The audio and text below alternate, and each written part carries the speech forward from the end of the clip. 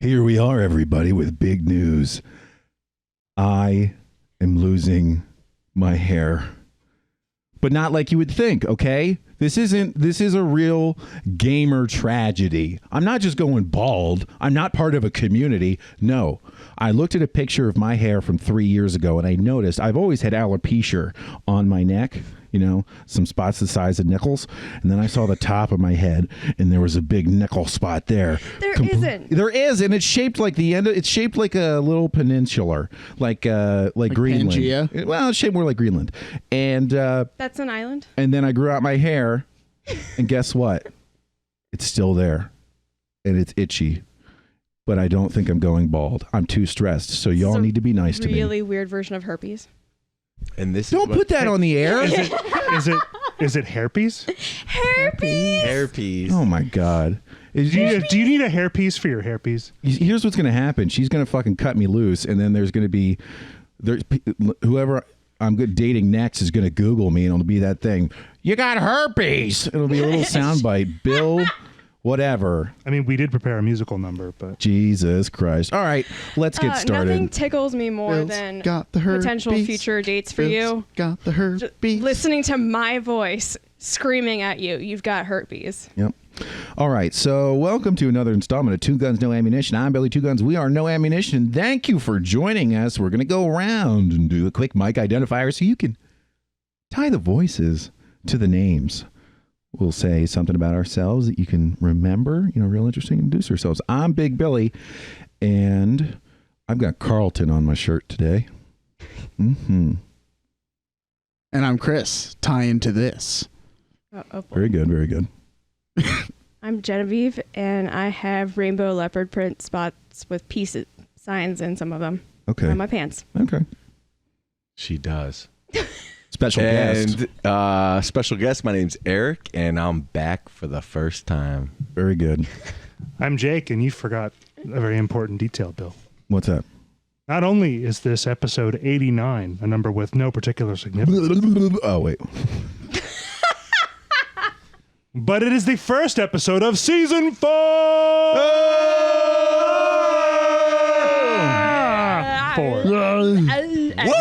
We've been doing this for entirely too long for the attention we don't get.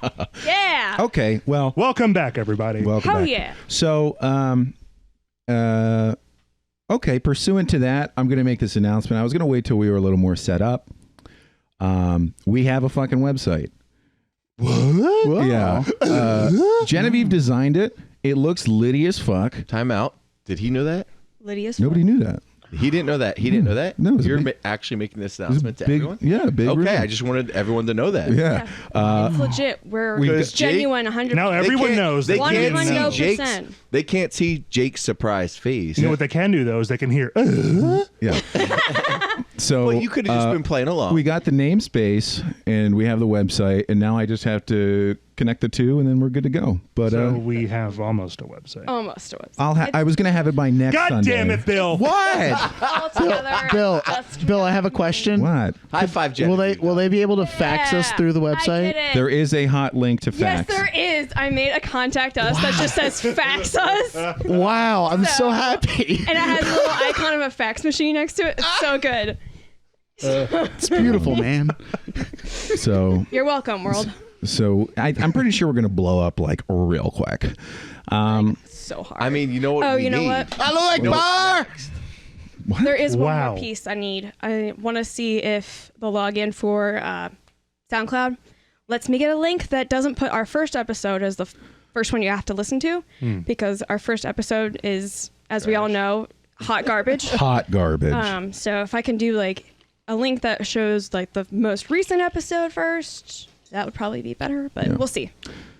Well, yeah, we can play with that. Well, I'm going to get my camera out Mhm. and take a cute picture of you guys. I'll have to get my furry suit. And then I mean, the website will actually be legit. Because people want a face.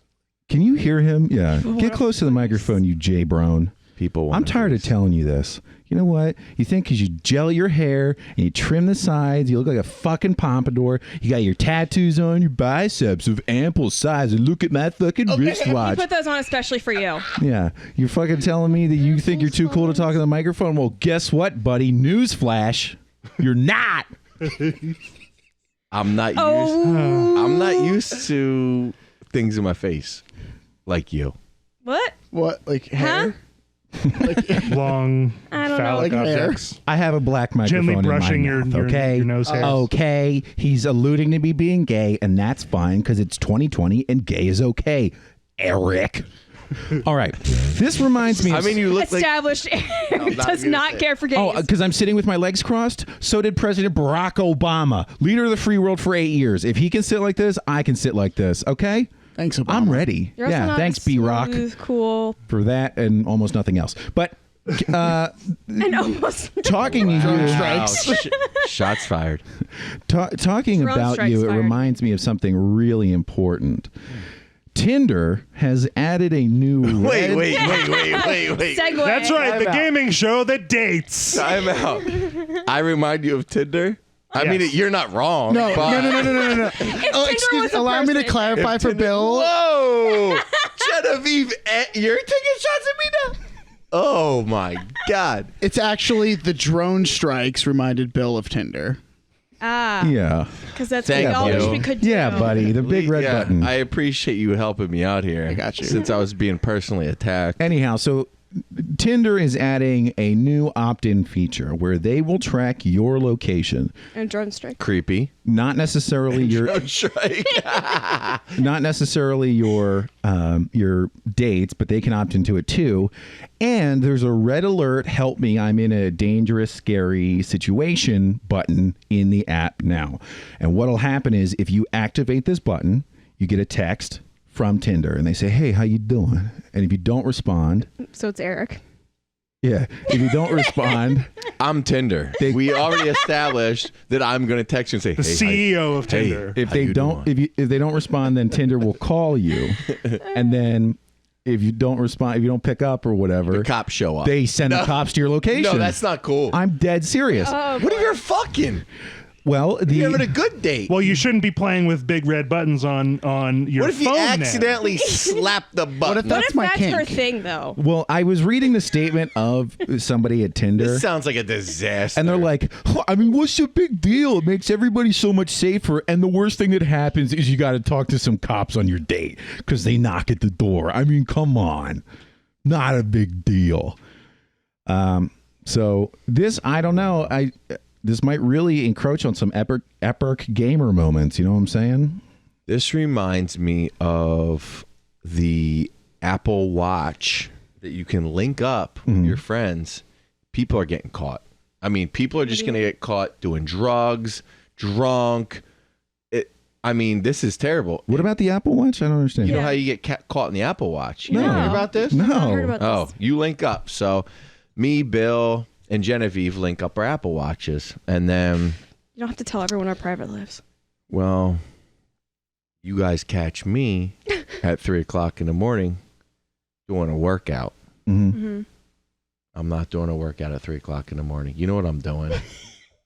This is how people get caught. There's been divorces. Oh! You haven't heard about this? No, man. So many people have been caught having affairs because they link up their Apple Watch with their significant other, Uh-huh. and then at 2 o'clock in the morning, I'm out of town, and guess what? Wait, it shows the location? It just beams a location? No, not a location. beams live it's feed. showing that I'm doing a workout at 2:30 in the morning. Oh, your heart rate. My Yeah. heart rate. Oh, I'm yeah. working out. I just burned 2,000 calories, and the gym's not open. You, Oh, my you see God. what I'm saying? Yeah. That's Wow. a lot of calories. Okay, that's a lot of calories. Yeah. It's a lot of workout. Guess what? Wife's not too happy about that. Yeah. So what you're saying? He's beefing up, so he's a sexy beast for me. That's Yeah. what she's thinking. God bless you. You're welcome. I mean, how much can you say it's just beating your meat before she gets suspicious? I feel like beating your meat ain't getting your heart rate up like that. Then you're not doing it right, my dude.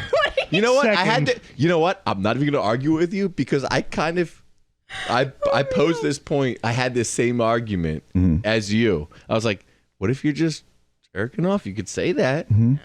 Apparently, if you're like, you're not sweating it out and like, come You're on. not doing it right. No, I think I'm doing it right. I think you're not doing it right if you're sweating when you're beating your meat. I mean, I usually beat my Who's meat. not doing it right? I usually beat my meat during a 2-mile run. So Yeah, you got your outside. That's how you get out of it. That's how you get out of it. Completely naked. no. I That's threw my You have to AirPods in. I commit went to for a it. run, Covered- and I decided to beat my meat along the Covered way. in Crisco. Jesus. No, you got that little under desk elliptical. Also, And yes. that's what you're cranking. You know what I'm saying? You know what I'm talking Cranking about? while you're Your cranking. desk elliptical. Bro, You mean like I am bicycle? out on some aggressive Appalachian bike trails. One hand on the bike, one hand on the mic. Oh my god. And then she would be like, Jake, I seen you yesterday. You haven't been on any bike trails. You don't own a bike. Oh, You don't own a bike. So, oh my god. You don't own you're a just lying right out your teeth. Okay. So I meant skateboard. Some Listen, Appalachian dude. trails. I was doing some downhill luging. Haven't you seen the big tires you can put on them? Oh my god. To go Listen, dude. uphill. if you're not sweating it out, I'll send you some of that god tier Futanari hentai that your boys got. And I mean, it's know if I want it. I mean, hey, it's got all the parts you could want and then some. Dr. right? Tinder Got doesn't bonus even want parts. it. Yeah, Dr. bonus parts, Tinder. and your brain will be like, oh, what? Then we'll see Futanari on Tinder. Yeah, I mean, more. yeah. I don't know. So anyhow, this like Sounds like a disaster. this sounds like one of those things that, first off, it sounds like the NSA's wet dream, right? It's going to ruin the app. Everyone's going to log off and delete their app. I mean, I'm deleting my app. I mean, if it's something you have to 10 minutes. manually opt into, whatever. right, but so like I don't think it does, though, because if they press it, they're Yeah. showing up. well, no, if yeah, and that's the thing. If your partner has it, and they I don't even want to be a part of that. right, so the idea is this is a tough The question. idea is it's a bad idea. Well, let's get into why. Because there's a lot of things that like this, especially policy-wise or technology-wise. It's like, well, if you're not going to start any trouble, what's the big deal? What's the big deal if the person that you're on a date with has their location known to a mega corporation and, you know, whatever, if you're not looking to be a shady Stevie, you know? I have an answer. Go Call ahead. me. Because when a lot of people have good intentions, but it's misconstrued, and you say one wrong thing, and now you're talking to the cops. Their social media people have you on Snapchat. You're a CEO, and the I cops think- are talking to you. It's just a bad I think bad we are idea. jumping several guns. in I our don't think so reaction at all. far. It's a disaster waiting to happen. I don't think you're wrong, but let's slow down a minute. Okay, ladies and gentlemen, let's talk about where the idea came from. Okay. Gotta have more buttons. No. Tell Uh, us, mountain bike cock. Listen, leave my title out of this. I'm coming to you as a man. So now you're a man, man. Anyway, that movie's so good. Anyway, so the whole idea is like Tinder. You know, this has never worked for me, but ostensibly you match with somebody, you talk to them, you go out on a date, and then from there the road forks. Okay, and what could happen? One of those forks is Jail. now it's jail. No, okay, but again, Always be jail. again, let's Let's be honest. It's always an option. shut the fuck up, please, everybody. Let a man make a point. So Man. I will burn your house down. Now, so one of the forks in the road after these strangers meet is one of them, statistically more likely to be the guy, is a super duper dangerous creepazoid. And it is at the extremes of that fork where I think this button becomes useful and where its idea came from, which is let me, okay, I'm the potential victim or perhaps already a victim, and now I have a moment to whip the phone out. I can basically call the cops without having to call the cops to get me the fuck out of here, right? Tell me what's bad before you inject anything else into it about that motivation. Nothing. That feature. Nothing. Right? Now, humans. Humans are fucking retarded. And while Correct. I think where I start to agree with you, Eric, and any other reservations in the room about it is like, it'll get used for the wrong reasons. 911 itself gets used for the wrong reasons. I give you swatting, which we discussed many episodes ago, right? Jesus Christ. So this is now a non-public, this is a private app introducing a clandestine version of 9/11, and it is therefore open to all the same risks, Okay. right? Being used erroneously, being used to fuck somebody over, being used because, the person who hits that button perhaps was already in a prior situation outside of Tinder and is super nervous, like what you were saying. Dude says one wrong thing and all of a sudden all these rape bells are going off when that's nowhere in the guy's mind.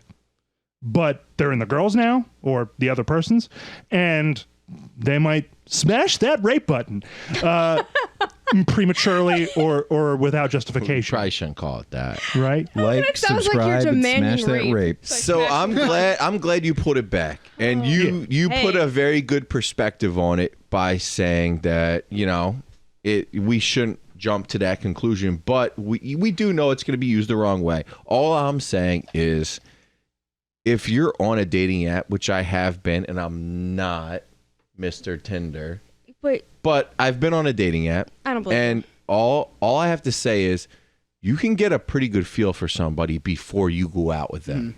You go on their Instagram, you talk to them, you have a chat. I'm not saying that you can weed out all the creeps, and that's why it's in place, because you can't weed out all the creeps because people are fake and they can put on a front. Because I'm there. And because Jake's there. Hey, guys. But you can get a really, really good idea. And I tell girls straight up, what's your Instagram? What's your social media? I want to look at it, because I'm not coming out on a date with you if I can't look at it. It sounds shallow. It's not, because you can get a real sense of somebody through that a little bit. At least a better sense of the 4 pictures they're posting on the dating app that they want to portray themselves as. Guys are probably even worse. And then you get to know this person a little bit more. You can't weed it out, but you can get an idea of who they are. I think at a minimum, then, you're reducing the odds of catfishing. And then, you're reducing catfishing, this and that, a creep, whatever. So through that little process, I've noticed that who I'm meeting and going out with is actually who I thought. And they're legitly who I'm interested in. And then when I meet up with them, if they're not, that's what the button's for, but it's gonna be misused. That's all I'm saying. So, first off, Eric, I hate to do this to you, but the proper form of legit is legitimately, not legitly. Okay? Sorry. Yes. Second Thank you off, for catching that. this is That's coming out of your pay. this is an interesting point of discussion because Say legitly. You said legitly, because didn't. and now it's recorded forever. because part of this is where I see this Legitly herpes episode. as a discussion It's that definitely has these episodes. a lot of parallels with other discussions that we might have in the political sphere, the social sphere, or whatever. This is a useful, obviously sometimes useful feature in an app that if most people practice a Sane. moderate level of common sense, they probably won't need it. But there will always be certain instances where this, we'll say relatively extreme, because relative to the other things that you could do to get out of a date, relatively It's gonna extreme it's gonna compared be to misused. other things, there are going to be instances where this is going to be really useful. And at first glance, it's easy for me because to say it's not great, because I don't have a very large appetite to allow any more avenues to be easily and digitally tracked by anybody, corporations or the government. I understand it happens with my phone. I don't like the idea that they could take a couple of data points from my location, like, oh, this girl met up with Bill on a date at this location. Let's put this in our database. He met up with this girl at this location. He met up with this girl at this location. Let's build a profile of him. What conclusions can we draw? Here's the thing. I can let you go, but I know they don't care, but what I'm getting at is I have spoken on the microphone about being particularly aligned towards the Second Amendment and individuals' right to bear arms, right? I know that I don't, and I'm saying I see a parallel here because I've heard the argument, well, why can people have this? If they misuse it, it can be very, very damaging. But I've already come to grips with the idea that the ability to defend oneself in that way is an acceptable, it's an acceptable boon in response for the potential risks. So like this could, one way I could see this thing going sideways is let's say I don't like you, Eric. And let's say we all go out to the bar. Everyone laughed. That might be true with half the people in here. Let's say we all go out to the bar. He specified it by your and name. You're like, I say, hey, let's do some lines in the bathroom and we'll come back out here. And we come out and I'm on a date with this girl or whatever. Is this what we did last night? And we're just hype. I hit a panic button and the police come and I'm like, oh, I don't have a problem, but this guy's all fucked up.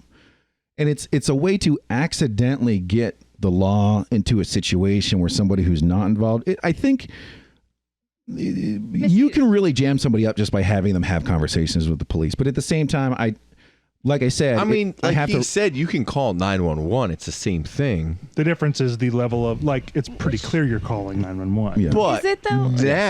now it's like you put in an app. It's less incriminating. It's easier. It's at your fingertips. Another step removed. So you feel less accountable. Less accountable is a good term. We're just in this society now where, hey, I don't have to call 911. Oh, 911's bad. I was taught that my whole life, but I can just press this button, and that's and scary. someone will take care of it. That's scary. I think that again falls back to the whole swatting thing, where you can, if there's some streamer online you don't like because of something they said, you can just call the cops and tell them that there's a hostage situation and they'll break the door in and possibly shoot people, or whatever. But here's why that concern is not an invalid one, but almost moot at this point.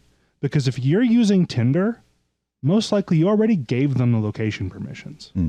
If you're using most apps on your phone, you're probably already agreed to some location permissions. That little feature in Tinder or Bumble or whatever, where it's like only pull profiles within 20 miles of me. Yeah. They need your location for that, right? They need it. And if you're, when you first install the app and you first make your account, even if you're just installing the app for the first time on a new phone you already had an account, you have to re-accept. This app wants these permissions, yes or no. Oh, accept, whatever, just work for me. You already gave that up. You spend 10 minutes listening to anything Edward Snowden had to say or any other cybersecurity expert out there. Like, you're already fucked. We should talk. All of us in this room are already fucked. We never have to turn a mic on once in our lives, just by virtue of the smartphone in our pocket, the shit we do online, the bills we pay, the places we go. They know where our GPS history. At all times. If someone wants to put together a comprehensive account of our daily lives, if they want to, and they have the access to do it, or know how to get the access, they can do it. I mean, let's be real. I get into my car and I look at my phone to check a text message and it says 23 minutes to Starbucks, 10 minutes to mom and dad's house. I deliberately 40 minutes to work. I deliberately didn't tell. My phone knows where I'm going at all times, and it's always right. I get into the car, and it's like, you're going to the gym 5 minutes away. I'm like, yes, I am. And Eric's these just mad these his phone knows him better than he does. these It are does. algorithms. I didn't even know I wanted to go to the gym until my phone told me. My phone was like, gym in 5 minutes. I was like, I guess so. okay. I thought I was going home. But I'm going to the gym instead. These are algorithms that are mostly designed not out of anything malicious, but out of an attempt to become a better product for the consumer to get more of your money. And I love it. And that You is. guys hate it. I love it. I but like, the it's analytics, it's built in, right? So, Google will push you to like plug in your home and your work addresses so we can, tell you about your traffic automatically and whatever, right? I deliberately don't. I do it. It doesn't matter. The phone still fucking knows where I work. They see that at the same time I leave the house. He spends all his Monday time through here. Friday. I drive along the same exact route to the same exact office. And why 5 days a week. So why not enjoy? And they still push me to plug in the address so they know for sure. But they have the analytics already there. So they already why not know enjoy the perks. that this is I'm where I live enjoying and the that's perks. where I work. I'm like, There's a they already know. The short answer to your question of why not enjoy it is there's a basic principle in that if they want can't fight it. But that's the thing. If you say that you can't fight it and you don't fight it, you've definitely lost, right? Like it's like that conversation. They go, We lost. When Snowden's thing came out, people were like, well, privacy doesn't exist anymore, so it shouldn't be a right because everybody already posts their information on Facebook. And Not everybody. I go, I don't. I don't even have Facebook. Right, but I do if have I don't want to Tinder. be. If you don't want to contribute to the trend Dr. of Tinder. surrendering your personal privacy, that's a reason not to do it. Even though they have it, you make a stand. I mean, just out of principle. I agree with I agree with that too. I have a more practical reason, okay? And that is because if your phone gets stolen and they break into it and you're obviously not at home, they can look up where your home is. So do you guys know? Do you know about is Track? so Do you know messed about up. Track My Phone? It's been done. I Do like I know the how to track idea your of, phone? like, No. Do you know about Track My Phone? Do you know anything about it? I don't. I'm asking No. you. I have. If you Because have, I'm pretty sure you can like track it and shut it down. And do all if that you shit. have an Android phone and you let it do like recovery services, which I did, you can just Google. Where's my When phone? you're logged into an account, where is my phone? It shows you the GPS location. Yeah, and it's Apple like, has track my phone. well, it's not an app. It's just a built-in Feature. Service. feature in Yeah. Google now. Feature. And it's like, do you want to wipe your whole phone? And it Yep. does. I mean, Yeah. So you can lose it. And So be like, we oh, like there's no way for me technology to get it back. sometimes. Here's the thing. All that stuff is cool and definitely counters my initial concern. Here's the problem. If I'm out in Philadelphia and it happens just on the street, What do you have against Philly? it's just a point of reference. We killed. I could be out in robot. Lancaster. I could be up in New York. I could be, in Delaware, whatever. But like, if I lose my phone there, and I'm like at a concert venue or something, what good is it if I have to log in somewhere else? I need to bug somebody else. Need to, you do also, and depending on how far away it is, I mean, you don't know how coordinated people are. So some and the more factors we tack onto it, the more unlikely the scenario is. But that doesn't make any of it impossible. Yeah, we're always talking about you going out in public. So At the end of the day, I only bring it up because it's a very simple thing to control, right? If you just don't tell your phone where you live, then no one else can see where you live by taking your phone. It's that's the end of that particular thread. I don't need to. I love this premise of someone taking your phone, finding out where you live, and being like, "This fucker, I got his phone already. I'm gonna go rob his house." Exactly. Well, what's I know it's probably true. I'm sure it's happened, but it just sounds. what's so crazy about that? I have the craziest story about someone taking my phone. All right, hold on. You've ever heard Before we get there, in your entire life. I want to throw this out there. In Delaware, if you want to get a concealed carry permit to carry a pistol, there's a long process you need to go through. You need to find 5 people who have known you and live in your county, known you for over a year to attest that you are fit to have a pistol. You need John Smith. He knows me. Sorry, a concealed weapon. You need to go to a safety course. But the one thing that really chaps my ass is that you need to publish your full name and address and intent to apply for this permit in a newspaper with greater than 35% circulation in your county. And that to me sounds like please break into this person's house if you're trying to steal a gun. And you say, well, why don't you buy a safe? Well, maybe I should be able to get a permit without giving Public knowledge. my fucking address and that's telling fucked everybody. up. That is fucked up. Sorry. So go ahead. Tell what Your your craziest phone. phone. Find I'm just some- gonna lighten it up. I'm gonna lighten it up. Yeah. We're getting Alright, yeah. We're getting real. Serious in here. I'm gonna Hot and lighten it up a heavy. little bit. It's hot and heavy. About to hit I'm gonna that lighten it panic up. button. So I'm gonna. This is a long story, but I'm gonna make it as short as I possibly can. So I'm out in Philly with my friends. Leave my phone in the cab. Mm-hmm. Girl picks up my phone. I call my phone because I would like my phone back. Mm-hmm. She says, I have your phone. Meet me here. Me and my buddy drive to this location. In the neighborhood. We're on the corner. We're here. Calling. She doesn't answer. Calling her. I lost my phone at like 11 o'clock at night. And we went to find this phone at 11:15. We were driving around for hours and hours and hours. I'm here. I'll meet you. And she wouldn't meet us. And then I'm here and I'll meet you. And she wouldn't meet us. So the last location she gave was like 2 o'clock, 3 o'clock in the morning. I don't even know. It was so late. I'm like, I just paid like $1,500, $1,000 for this phone. I'm like, dude, I can't lose this phone.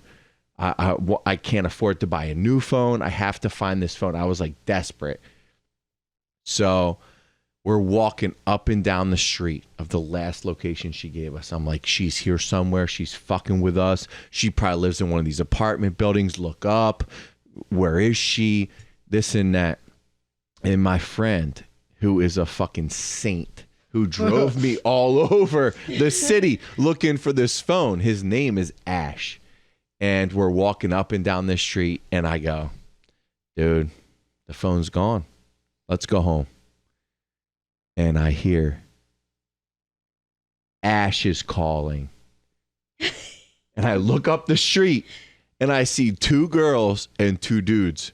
And I go, what did they just say? I looked at him. He goes, they said Ash is calling. And I sprinted up the street and I confronted them both. And I said, are y'all the motherfuckers that have my phone? And she looked at me with these buggy eyes, and I knew she had it.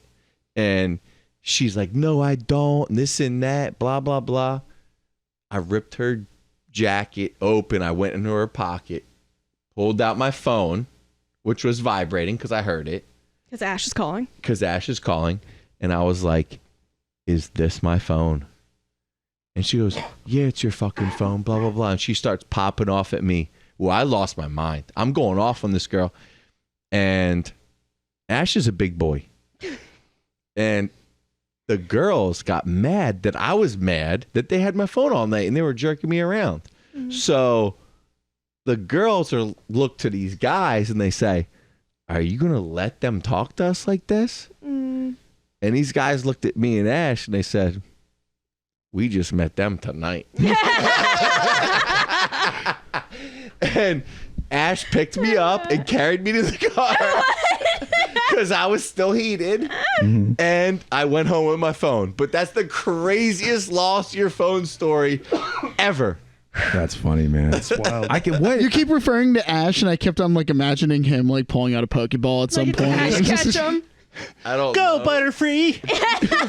Use confusion. Like, yeah, we can take these guys.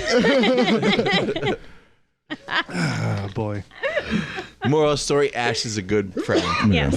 So Still my best friend to this day. I think it's interesting, and I think that there's certainly an argument. I'm moving back to the panic button. I think there's definitely an argument to be made that, like, an average person should be able to get a vibe for somebody, and technology is making us, is allowing us to be less involved in interpersonal skills, and like you can lean on that instead of being like, hey, I think I'm gonna go. Like, I get it, but if this makes a group of people, but probably mostly women, feel more comfortable out by themselves, then more power to them. As long as they're not holding up a phone and making me like have my face get facial recognition for the Russian government, like that one app. Dang it, that's the next feature. I also don't want to, because I mean, ultimately the instances of That when you make yourself look old. Mm-hmm. the instances of swatting and, you know, false reporting and this and the other that really gets bad, I think is less frequent than we might think. But like anything else that's negative, we hear about it far more often than what is the statistical likelihood of things going smoothly and things being used the way they should be, right? That's like, pick a subject. It's easier to focus on the minority of shitty situations that arise, right? So I have no reason to believe that when this pans out, that while there might be some bad instances of it, I don't expect them to be anomalously, you know, frequent. They could be, and then we know. So I'm in favor of the experiment because I think that the reason for it is justified. But I am definitely taking it cautiously. As long as the community at large has a desire to stick to the idea of due process, I think this will probably work out. I mean, I bet like if it was used inappropriately, I mean, depending on how things work out when you, like, is there any kind of like false police report level shit that could happen? Could the person who hits that button when they had no justification to get in trouble? I imagine so, depending on the nature of the falsehood, you know? Yeah, that's what I imagine this turning into, you know, worst case scenario, I guess, but a lot of police time and resources put towards people who just don't have the interpersonal skills. Or, you know what I mean? Like, I am of the opinion though that most of this technology stuff is going to shake out for the positive. Like looking at, you know, the past 20 years since we'll just pick 2000. There have been major steps taken in technology and how pervasive it is and how capable it is. And there's always that threat. You go back to like the ideas of the book 1984, like it could always go wrong. But for some reason, somehow we as a human peoples keep stumbling our way forward into a generally positive direction. And I just remember that and I go, I hope this isn't the exception. I hope we don't get, you know, Holocaust V2, the regassing or whatever. But like, I hope we just get big titty futa anime fuck bots, you know, like sex fuckbot, yep. Like I hope that's where technology goes. You are aspiring for tentacle porn to become a reality. Oh my God, yeah. Why not? Why wouldn't you? It's also not cheating if it's tentacles, right? Totally unrelated, but because you made a Holocaust joke, I have an important little anecdote. I've co-opted our podcast title for many of my what little social media stuff I do, right? Because it's a fun username, obviously. And on the Drunken Peasants, they were watching a video of some insanely anti-Semitic asshole wearing a like ultra stereotypical like Jew mask, like it was an old Jewish crone. Was it a Ferengi? It looks more like a Ferengi than an actual Jewish person. Yeah. And he was spouting off some hilariously offensive shit, and you know the whole point is to mock it. Well, I'm in the fan chat on Discord, so everything I type in that Discord chat is showing up on screen along with others like me, and I change it from 2 guns no ammo to 2 Jews no matzo. Oh my God. Oh boy. For the duration of the episode, and other people did similar stuff like putting brackets around their name, like, you know. And I felt good. Felt good. Anyway, Amazing. I love the internet. I love it so much. Oh yeah. You know, I don't know.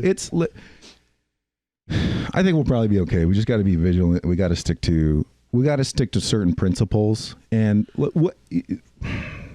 as long as we adhere to like this innocent till proven guilty, due process, as frustrating as it might be for groups of people who are traditionally victimized. Like I understand, I get it, and I get that it's there for a reason.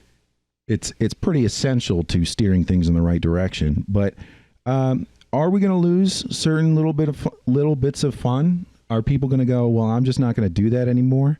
You know, are people going to be like, this is a little too creepy, I'm not going to get on Tinder, and then maybe they lose it? Maybe, I don't know. But that's just what happens. I mean, there are always niche communities developing all over the world and, you know, across the United States. And then somebody's like, hey, they got a pretty good fucking idea. I can make money off of that. So then they get into it and they spread it out, and then they go, well, we want a bigger user base, and then they water it down, and it always happens. Something starts off one way, and then it changes to something else, and then something new comes along, and it might be frustrating, but that's the way it is. And my ultimate point is, I think that this is a potentially very helpful aspect of technology, and hopefully, if it waters down Tinder and people don't use it, so be it. We tried it and we saw what happened. Yeah. Okay. Speaking of technology, your boy found out he's got the sleep apneas. Yeah. Sleep apnea? Yes. Sleep Because if you lead with a purposeful mispronunciation, no one will understand. apneas. You fool. I thought everybody knew what sleep apnea is. When you fall asleep on your knee, right? Yeah. Up your knee. Up your knee. Up your knee. So I went into the doctor and they're like, we're going to give you a machine. They're like, well, okay. They're like, first you could get a mouth guard. I was like, I don't want that. Because they got to take a mold of your mouth. No, thanks. You think I want a mold of these teethers floating around out there so that somebody You're can make insane. a cast of my teeth and put them into somebody else's corpse and then burn the body. And then they can match the teeth with my records and they can disappear me and everyone can burning think that the I body. died. But really, I'll be kidnapped in a black site. I thought that's what you were going to do just to fake your own death and move to Zanzibar. Bite himself and set himself on fire. Yes. Yeah, but I don't want somebody to beat me to the punch. Okay? So anyway, they said you could do goals. that. And then they're like, well, you could get surgery and get all your uvula out and your tonsils out. And they're like, but Take all your throat guts out. yeah, we're like, we don't usually do that until the machine doesn't work.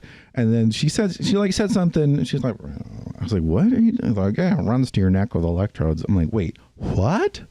And she's like, oh yeah, they make this device that you can get implanted under your skin on the right side of your body, because it's generally opposite of your pacemaker, and it runs under your skin to your neck, and when you do something, it shocks it, or like, so that you don't snore. And I was like, how about we never do that? How about you just shoot me instead? Sounds like a alteration on the pacemaker. Yes. I used to work For with breathing. I used to work with a girl who I don't know the exact nature of her problem, but she had some serious stomach issues. She had a whole bunch of surgeries. She had like a whole you know her.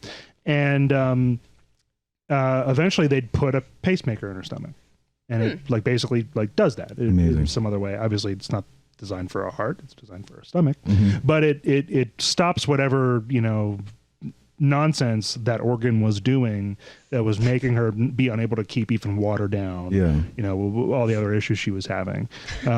So it might not be as scary as you think, man.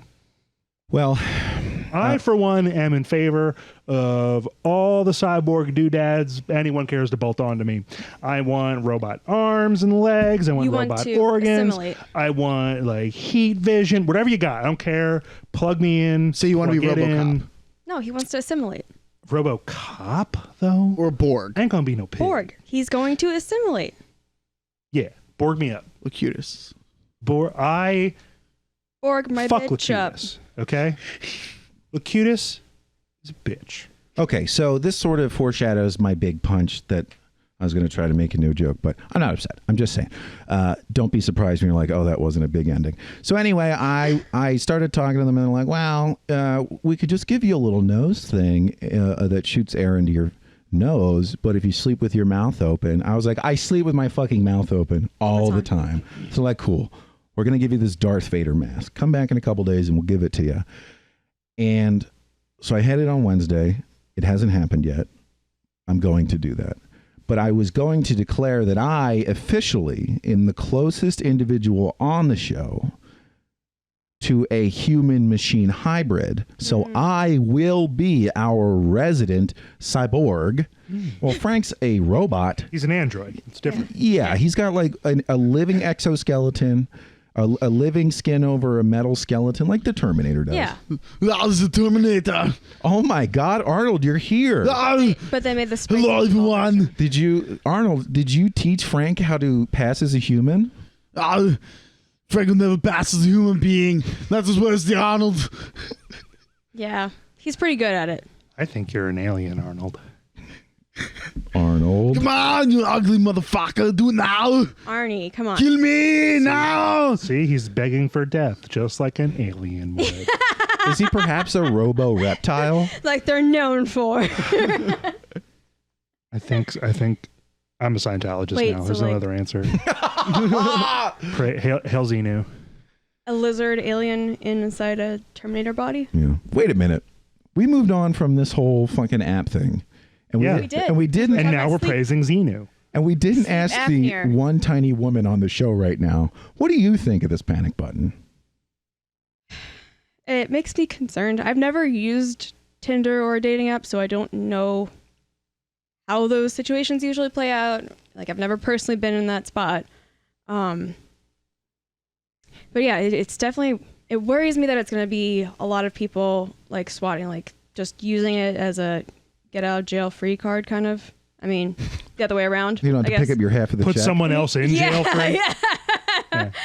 I'm going to go to the bathroom. Yeah. Your date leaves. Well, Cops come up. She's gone. Doesn't pay for her half of the dinner. Well, Fucking lights the out. other thing is, like, if you're already on your phone on the app, can't you just call 911?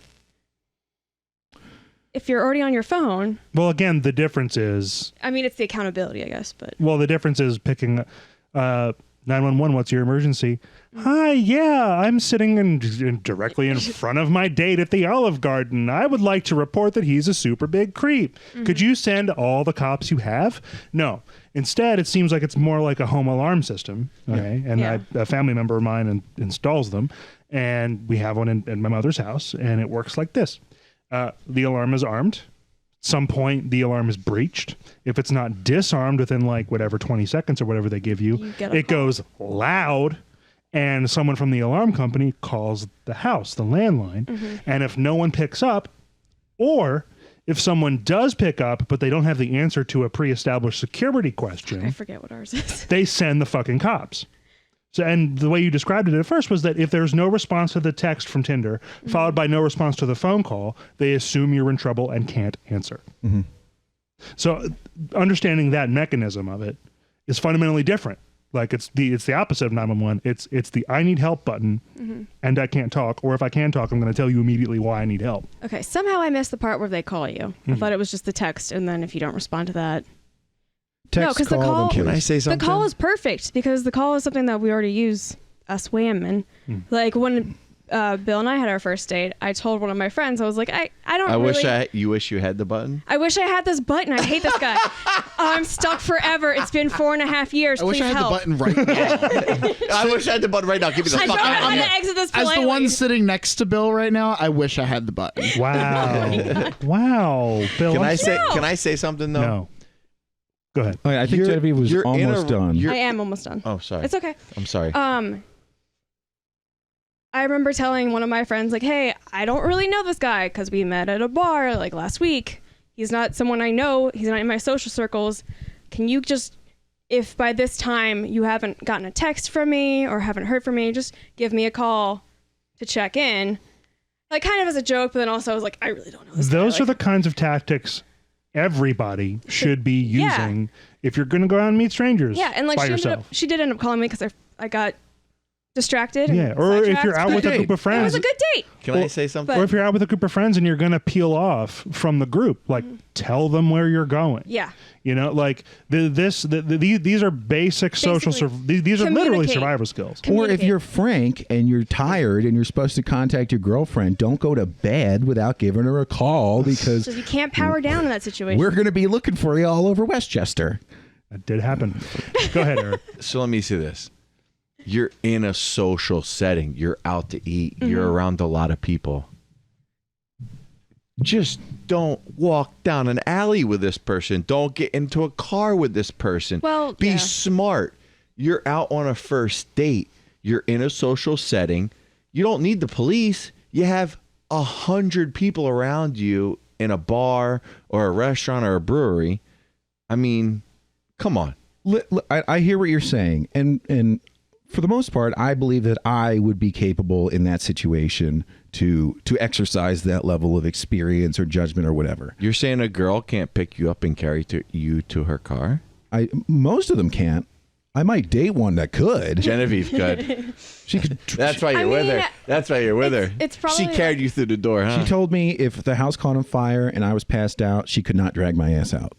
I was burning up. Are you kidding? I can totally see Genevieve Kyle driving your ass. Before too. I've been told that before too because I passed the fuck out. I probably could, on some level, like squat you over my shoulders, but your arms and head might be dragging on the floor. Yeah. Like it would be most of your body going with me, but to finish my point, just cut the rest off. There's it would take you a long time. There is the oh my god, I'm three right here on the third floor. We should try that sometime. There is the reality that some people don't have the skills. Maybe they weren't raised with those skills. Some people have confidence issues. Some people just have poor judgment, and they've got to learn somehow. They do? Yeah, and to take and to take this situation and like if they somehow end up in the unlikely situation that their bad social judgment put them in a life-threatening situation, giving them a means to learn from it instead of dying or being brutally raped or something, it's not a bad idea. Okay. And like I think this would be much more useful for like Uber. From what I've heard, Uber has it. They do? For the drivers. I know they have it for the drivers. So the drivers have like a panic button and you can immediately call the cops. I know it's in place. So that's probably where the apps got the idea from. And statistically, the clients are more likely to be unruly, not the drivers. Yeah. You're inviting probably intoxicated people into your car. People are nuts. I mean, if you're being harassed as the patron, you could always just get out of the car. Well, not if they won't stop the car. That's the thing. Like get them going slow enough. All you need to do, as a bad actor is behave well in the first part of a date, and say, "Hey, let's go to this other bar. It's just down the road. It's too far to walk. We'll just take my car." Once they're in your car, you just don't stop the car, and then that person can't get out.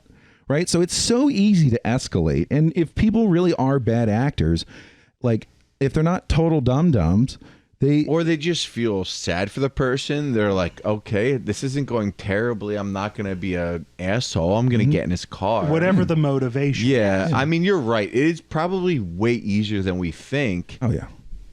To get someone into a secluded area or a bad situation. But, I mean, I feel like we just keep saying the same thing. We have 911, we have this, we have that. Is this button going to change a lot of things? I feel like this is more responsibility than Tinder needs to take on. They're putting themselves in a really weird legal situation. They are. Because, okay, so then somebody pushes the button, there's a text that they have to go through and a phone call that they have to go through. That means just some sort of screening process for what the actual scenarios are actually happening. So that means some human person is making a judgment on whether there's an actual threat or not. So then somebody could say, oh, that's not an actual threat. Next thing you know, someone's dead. It's like, all right, so Tinder's on the hook because they didn't report it. Well, 911 operators have been put on that same hook for the same reason. That's really insane. So it's just Tinder's taking on way more responsibility than they need to. Yeah, just stay out of it, Tinder. Okay, so when you press the button, it just says, like, danger. We don't know. Let me open my app. No, I'm kidding. Yeah. It just puts out a danger alert. And Is this like text an you actual just saying, new like, thing? how are you? Like, that's a standard. This is like what's in place going on? now? I think it's being released.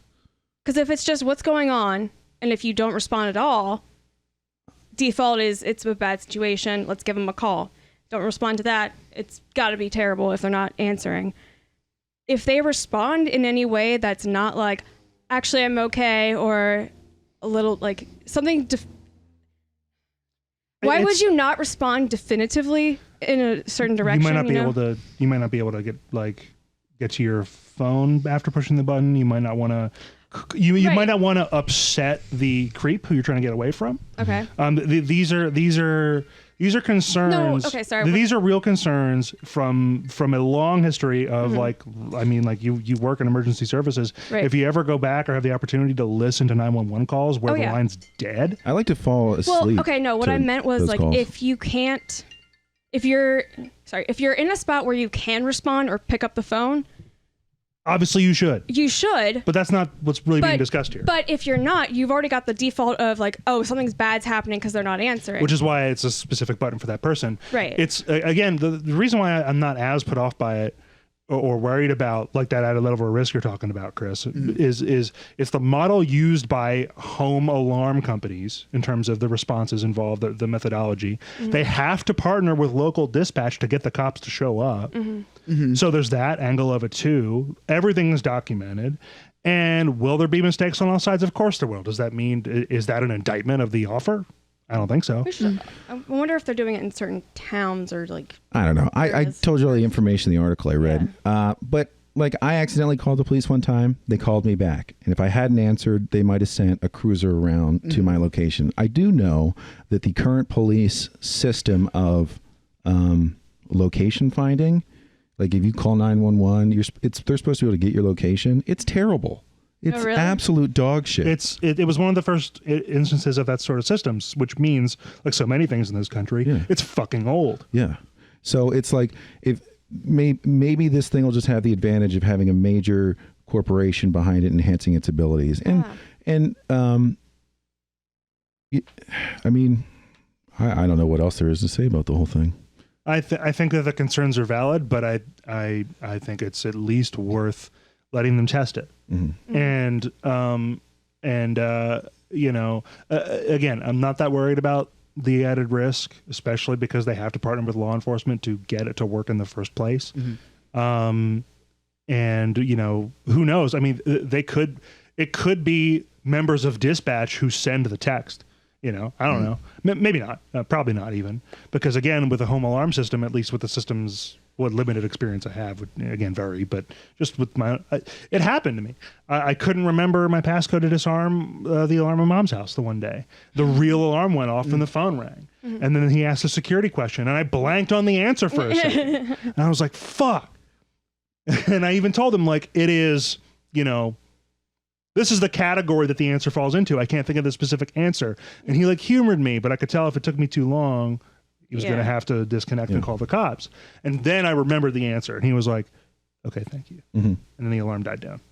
And then he did it all remotely. And that was not dispatch. That was a member of the alarm company. You know what's interesting is there, I think in Wilmington now, you can text 911. Really? Which I think is a great idea because like it should be standard. I have called the police a number of times and they asked me to describe a scene and I'm like, I just sound like an idiot. There's a car and they're driving really fast and dangerous and like I was driving down the road one time and this car came, it's like a 40-mile-an-hour road. They're doing like 70 down the shoulder for about a mile. They cut into a shopping center that I subsequently went into and they raced their car to the bank and then a bunch of dudes piled out. And I was like, are they going to rob this motherfucker? Like, are they robbing a bank right now? So I called it in because like, it's suspicious as fuck. What they were doing was dangerous. And they're asking me all these questions. And then eventually the car drove away. And I was like, if I could just take a video and then text it to the police, like, that would answer like evidence. 99% of their questions. So I'm pretty stoked about that. Yeah. I think it is a good idea. And again, the concerns of abuse, especially with 911 proper, like directly translate to consequences. And that could be a whole separate discussion as to what those should be, if any changes need to happen. They probably vary district to district, state to state, whatever. But taking the point at face value, like, yeah, if you like prank call 911, you're going to get a big old fisting from the law for being a fuckboy. In some shape or form, so. Right? And rightfully so, because like taxpayer dollars, they have real emergencies to worry about. Yeah, you could be like, if someone's in an actual like dire situation and you pull resources because you're doing fuck all. Yeah, you're sort of inadvertently letting them die. So far, I haven't in our discussion, at least in your description of the article, I haven't found any reason to feel or worry that that's all of that same logic wouldn't also apply to this panic button, unless they put the panic button, say, where the super like button currently is, right between the swipe right or swipe left buttons. Just super easy to Accidental super liking is a serious problem, Tinder. Serious. Tinder. There's a super liking thing? Yeah. Yeah. I did it. Okay. It puts you like at the front of the line on that person's queue, and like does it give him a message saying this dork wants to date you super Wants bad? to take you This to Bone Goober Zone. really wants to talk to Yeah. you. pretty much. And I get why it's there. I mean, Bumble has an equivalent. I think even like, okay, I don't know. I've tried dating apps with exactly zero success, but Tinder, this panic button's great, but move the super like button. I'll start That's the start real a GoFundMe. problem. I'll start whatever you need. No, I'm just kidding. Just kidding. But but not kidding though. If this panic button is somewhere that's too easily accessible and the ramifications, at least in fine print, are not readily accessible before using it, but then you have to balance that with being able to use the damn thing when you really need it. So these are design technicalities. I don't think it should be a button that you should have to push. I think it should be like a hot phrase. And I have the perfect one. If you go, oh, Google, I think I have diarrhea. And then it knows you're in trouble, right? Because you would never... Very subtle. You would never say, well, your date's going to be like, and you might get lucky. And I'm not going to creep on this diarrhea having bitch. But if they're like, I'm into that fucking diarrhea, then you really know you're in danger. And So it's like a test you're like, and a call for help. Google, okay, Siri, I got diarrhea. And then you get a text. Diarrhea? Yeah. And then they deliver you some Pepto-Bismol. And then you get a phone call, and it's like, it's the diarrhea Patron doctor. drops it off. And I have to talk to them. Yes, I really It's an need emergency. I really need your help with my diarrhea situation. And they'll be like, okay, we'll send Is the it police. like they have to hear diarrhea 5 The times? diarrhea. The poo police? Yeah, the poo police. Oh! This might be the best idea I've ever had. But like, Oh my god. well, I mean, even if you wanted to personalize it, like, it could be, for me, it could be the poo police. For the ladies, it could be like, oh, my menstruation's beginning. And, oh, Siri, I've gotten period. And then That you would get a be call from the amazing. period police. And then they drone strike you tampons. Drone strike us the tampons? The idea is that they come and get you for your period. A tampon-tipped emergency. ballistic missile. Okay. Sign me up. Super absorbent. I'm into it. It just gently bounces off the restaurant roof, Gently? tumbles out. Well, I mean, it's like, boom, boom, boom. It is cotton after. Hang on, my tampons It are is, here. but like, imagine if it's ballistic the side. string dangling behind it. BRB, Mr. E-Date. I must retrieve my missile tampon. And then leave. Mystery Just fuck date. off with a bag of tampons. All right. I think that's enough for our first section. At least you got a Tinder- good story at it. Come Tinder, on. we're here, but we are officially copywriting all these ideas. Yeah. You can have them, but we need royalties. Just sponsor us. We'll give you so many more good ideas. Okay, Tinder. Very I have efficient. diarrhea. And we'll catch you on the flip side. Are you thinking Tinder is a search engine? That was the big end. Gee. Okay. All right. Can't Well, you see I'm the glad I signal? ruined it, like everything else. I have diarrhea.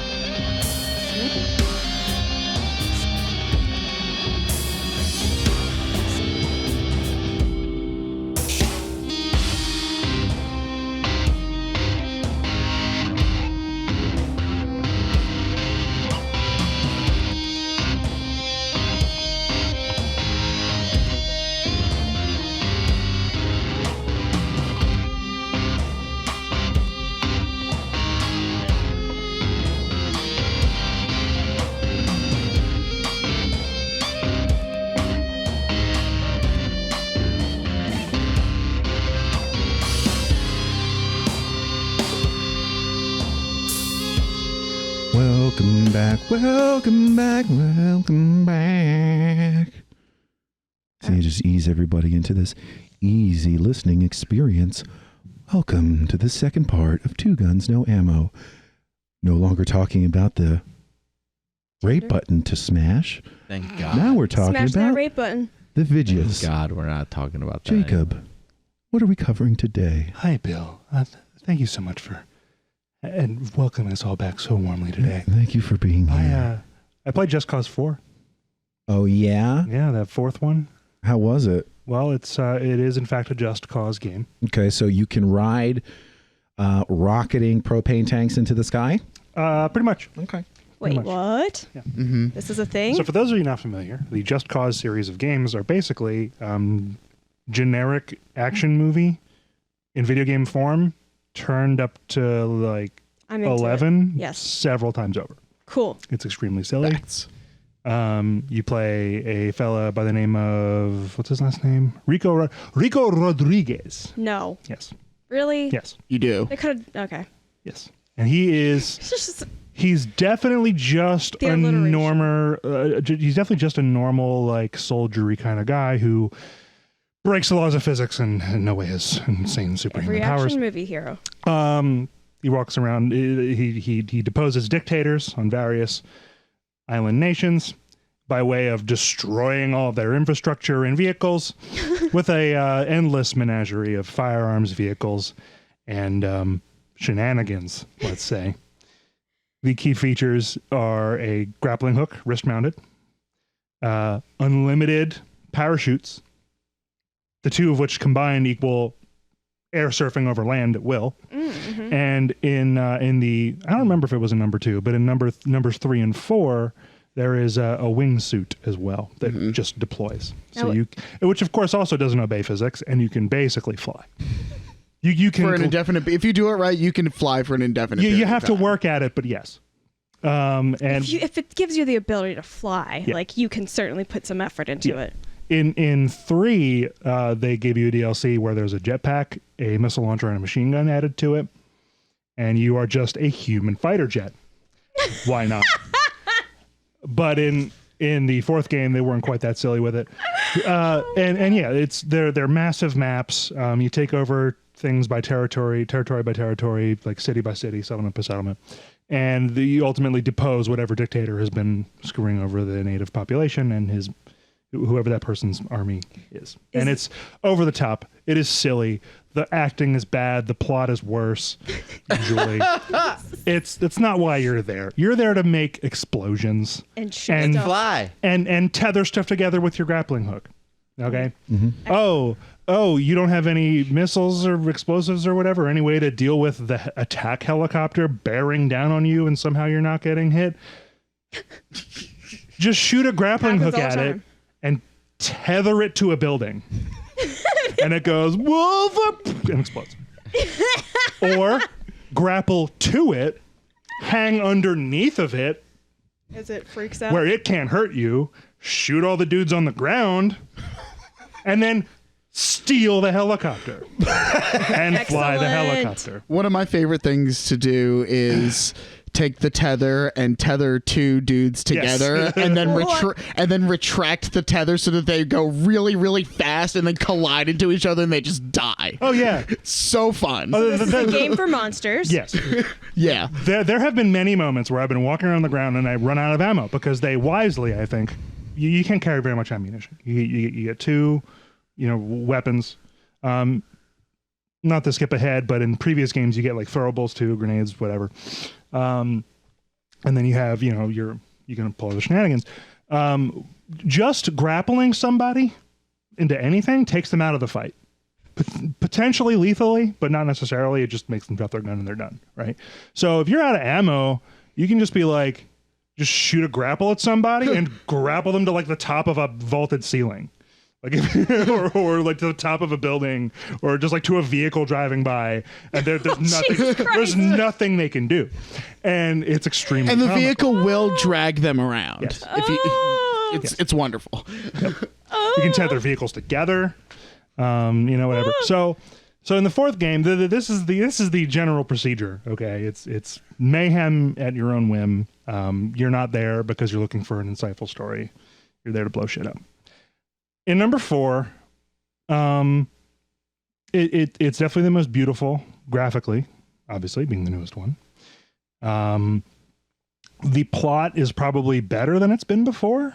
The characters are more interesting than they have been before. They're not just, quest givers and nameless people who, through some contrived reason, you're supposed to maybe care about. No, there's a little more investment to be had there in the rebellion you're helping facilitate.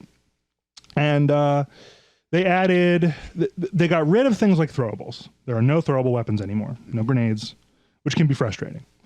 You just get your 2 weapons of choice. You can hot swap them on the go. You can still supply drop them in. You can get vehicles, whatever. All that's still there. You have your wingsuit, your parachutes, and your grappling hook. All that's still in place. But instead of throwables, I think what they exchanged it for is more functionality in the grappling hook. So it's not just a tether that retracts. Mm-hmm. You have 3 like hot swappable profiles for the grappling hook and mods you can unlock for them. Broadly speaking, the retractor capability, which you can set the speed of in advance, so you can do slow or fast, right, or mid. There are like airlift balloons that will deploy from your grapple points. So right? they would just take someone if you grapple to a person, like just float them into the air. Just take them away. Yeah. Thank you for clarifying that because I had no idea what he's talking about. Wait, are you serious? I didn't. I had no clue. Okay, so there are like true to action movie lore. Anything red explodes, especially red barrels, right? I thought you were gonna say red something else. Shut up. So what you can do now, and this is more versatile than you may think, is there's a red barrel here. I want to explode over there, but there's all this shit in the way that will blow it up first. I can just put some balloons on it and lift it up. Just and then either airdropping a barrel of bomb. Yeah, there are settings to control how high it rests. If it floats in a direction, there's another mod you can unlock that is a little jet booster. So you can put the jet booster on something after it's in the air, usually to just cause it to flail around uncontrollably and hit random crap. But the point is like you can get it to float to where you need to go and then either pop the balloon or just tether it down to whatever you want it to hit. Same thing with vehicles. It takes more balloons. You can lift vehicles, you can lift people, you can lift, detritus, you can lift other crap, and it's very silly. Did you say detritus? Yes. Amazing. Then there's the little jetpack mod thing. So, if there's like a shipping container and you want it to go over there, but there's nothing for you to tether it to or nothing you want to tether it to, put some jet boosters on the back of it. And then it just drags across the ground off a cliff, into water, into people, into explosive stuff, whatever. They got rid of the conventional, like, there's a group of baddies over there. I'll throw a grenade at them like every other action game. No. I'll throw a boat at them. I'll throw a car at them. I'll tether them together and then tether them to a helicopter and then tether the helicopter to a building. Oh my God. LOL. And it's all just like clicking and it's all just aiming and clicking. It's like, it's once you practice at it, it's pretty intuitive. And again, you can hot swap the profiles. So it's just like I'm playing on PC, but it's equivalent on a controller. Just hit the button to switch to the one that deploys the balloons, right? And it's okay, a bunch of balloons on that thing. Now I'll switch over to the tether one. I'll switch over to the rocket thing. Pop it where I want it to go. I like seeing the videos where they tether like an innocent cow to a propane tank. How do you know it's innocent? And they shoot it as a rocket. You just see it spit into space. Yeah. I don't know. Yeah. Cows are weird. So I mean, it's fun. It's fun, and it's honestly on the back of the previous game's fun and the current game's fun and what innovations it introduces. That it makes it easier to overlook some of the problems, such as it's still pretty dry in terms of story, even though it is better, I think. Do they still do the enemies still ask their buddies if they're okay after you blast their head off? Is that the same series? They never know. That's different. It's the glitchiest installment I've played. There's a lot of AI running indefinitely into a piece of detritus laying on the ground, a piece of a vehicle that blew up or whatever. They're just trying to get to you, but they're stuck on this thing and they don't know what to do about it. Aircraft crashing into buildings for no reason. Hell, if Rockstar and Bethesda can put out untested buggy shit, why can't Far Cry? Just Cause. Just Cause. You are all fired. Yeah, You it's were all Far Cry that I fired. was thinking of. So these moments kind of break it, but they're easier to forgive because my investment is just to blow things up. And if I get a silly moment out of it because of a glitch, it's not as, I mean, like the joke is that like Bethesda games, your Skyrims and Fallouts and what have you are buggy, and you overlook it because of how invested you are in the world or in the story or in the character you've built or whatever. And I'm of that camp too, but at the same time, like when a bug happens in that setting, it's far more jarring than when it happens in a game where I'm already like, I mean, everything I just described. Like, Yeah. do I need to repeat myself? The game is fucking silly. You're basically it's real life but glitched all over the place.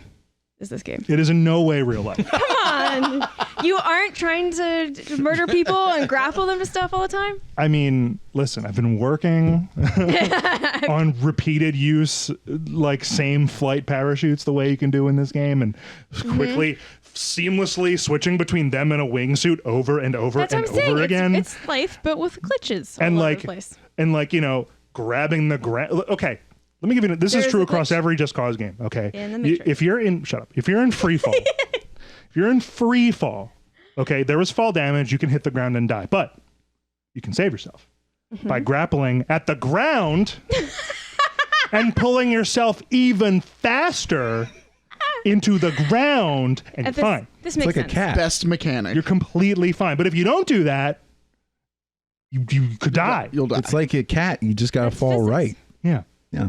And this is just a hilarious consequence of the physics is with the wingsuit, because you might want to get off the ground real quick and go like you're standing on the ground.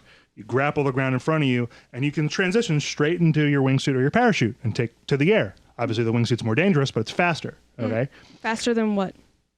the parachute, Okay. walking, everything. Would I didn't know what bicycle. we were compared to. Jesus Christ. those things I listed right before I said the wingsuit? Yeah, I was not paying attention. The words that the were words- falling out of my head. You're going too fast, Jake. Listen, gotta go Your fast. brain is just too I'm on your slow. team. I'm Sanic. Thank you. I'm Sanic over A here. drunk Us slow and brains Genevieve over here. united. All right. We can't all be big brained homunculi like me. What was that word? It's okay. What did he say? Humna. Homunculi. That's one of my favorite words of all time. Please I continue. don't know what It it is a means. great- Can you define It's a it? tiny No. man person. No, I made it up. I didn't make it up. I'm not going to explain it. So what you can do though is if you don't time it right, if you don't aim it right, you can crash into shit.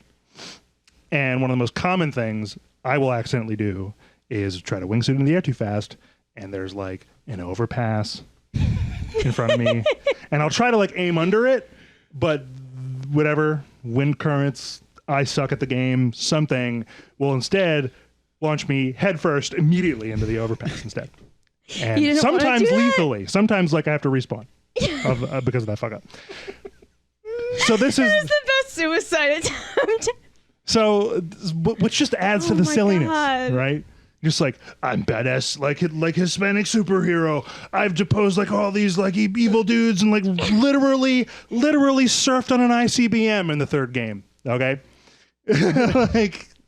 and he died by fast roping head first into a concrete wall. Oops. Oopsie. And you just laugh. It's a barrel of laughs. Mm-hmm. It's a good time. How much can you pick this up for? I think It does go on sale for cheap pretty I got it on frequently. sale. I think I paid like $25-$30. Is it worth it? I would say so. You're saying this Yeah. is the fourth one that you played? The fourth one. Now, it did debut with some horrible reviews in late 2018. I think people were chafing at some of the changes they made, and I think it was glitchy. I let it incubate a year, watched the reviews improve, saw it go on sale. I was like, okay. As much as I love the prior installments, it's time to I'll give it a chance. I don't regret it, because one of the other major things they overhaul, and it's integral to the plot of the story, is weather weapons.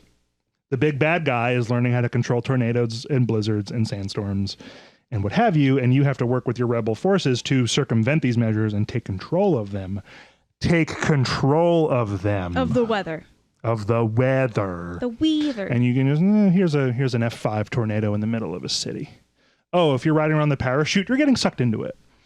Oh, the other shit flying around in it can kill you. Oh, you can dive down the eye of it Yeah.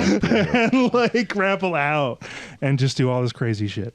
Never mind all the battery of like you can take over tanks, helicopters, and jet planes and do bombing runs and just jump out of the plane and grab a helicopter. Yeah, you can daisy chain between helicopters because they'll come at you in force like 5 at a time. And you're just like, what do I do about it? Then? What's that? Do they shoot at each other then?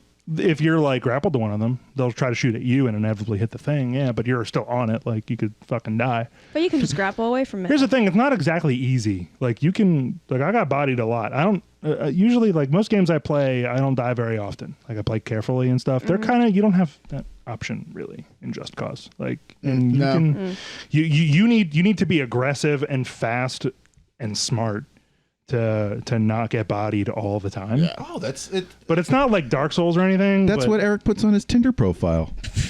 Wait, Aggressive, fast and smart to not get bodied all the time. gets bodied all the time. Hey. Anyway, I think it's worth a while. Honestly, though, if you're nervous about it, you can pick up numbers. I never played the first game, but I played 2 through 4, and you can pick up 2 or 3 of Just Cause for like pennies. Like it's stupid cheap. So if you're curious, drop $3 on one of those games first. And see. Get bodied a ton. Have fun. Yeah, Control tornadoes. just bodies everywhere, man. Let the bodies hit the floor. So yeah, that sounds like a good time. For $25 after a year, thank you for monitoring this developing story for an entire year. Yes, it's close coverage. We'll give you we'll give you a bonus this year. Oh, thank you. Our first payment of any kind. Undercover. I had another thought, but it's getting lost on me. I played the full story. There are DLCs that are pretty cool. There's a lot of side stuff to do still. Honestly, I mean, I had to put the game down because honestly, I was getting kind of frustrated. The one DLC is like this weird alien takeover, like certain spots, and you have to like purify these regions where they have infected the island, and it is so fucking hard. Like it is so frustrating. So I need to put it down and go back to my good old 7 Days to Die therapy. My zombie Minecraft therapy. Classic. But nevertheless, I don't even know if I've gotten my full dollar per hour out of it yet, and I would still recommend it. Very good. I will have to pick it up. I've got the first couple I've never played, so there. Yeah. But hey, mentioning your therapy, your 7 Days to Die therapy, leads me into my next thing. I have taken to becoming a super cool modder of the video games. Zombie Minecraft.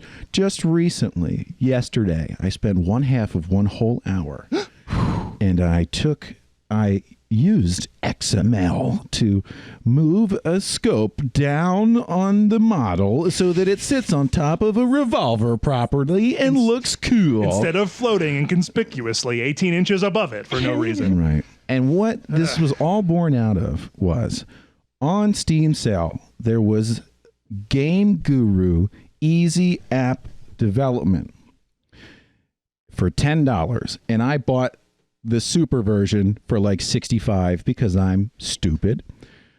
And what it is it's like you basically don't have to know anything about how to code at all. It's just a graphic user interface where you can drag and drop into an open level anything you want, and then you can set up little triggers and like you can shape the level and you can put enemies in, and then you just push play and you're in your own fucking video game. Okay. Now, I'm not going to say I made a video game the first day I was there. What I did do was build a skyscraper and then an earth path up to it with a bridge across with 2 SWAT dudes who activated when I got within a certain distance. And I tried to shoot them with my .44 Magnum and they bodied me. And guess what? It was a fuckload of fun.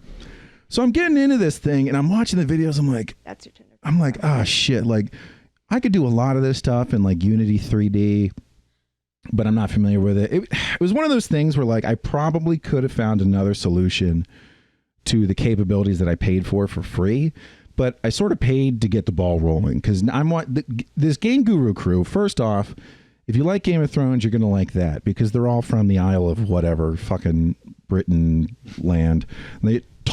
they talk real weird. There's like a one of those, and then there's a Jon Snow. I don't want it. I don't want it. She's my queen. I don't want this jagged edge. I smooth it out. You know nothing, Jon Snow. Yeah, there's there's like 6 funny talkers They're who actually were South African. worked to do. But sir, you're black. You're blick. Yeah, blick. You're blick. They so there's like I think there's like 6 guys and they all work to develop this engine, and they're really passionate about it. And they've put out 100 videos showing how-tos, and it's the developers who worked on that aspect of the program, as far as I understand, showing you how to use it.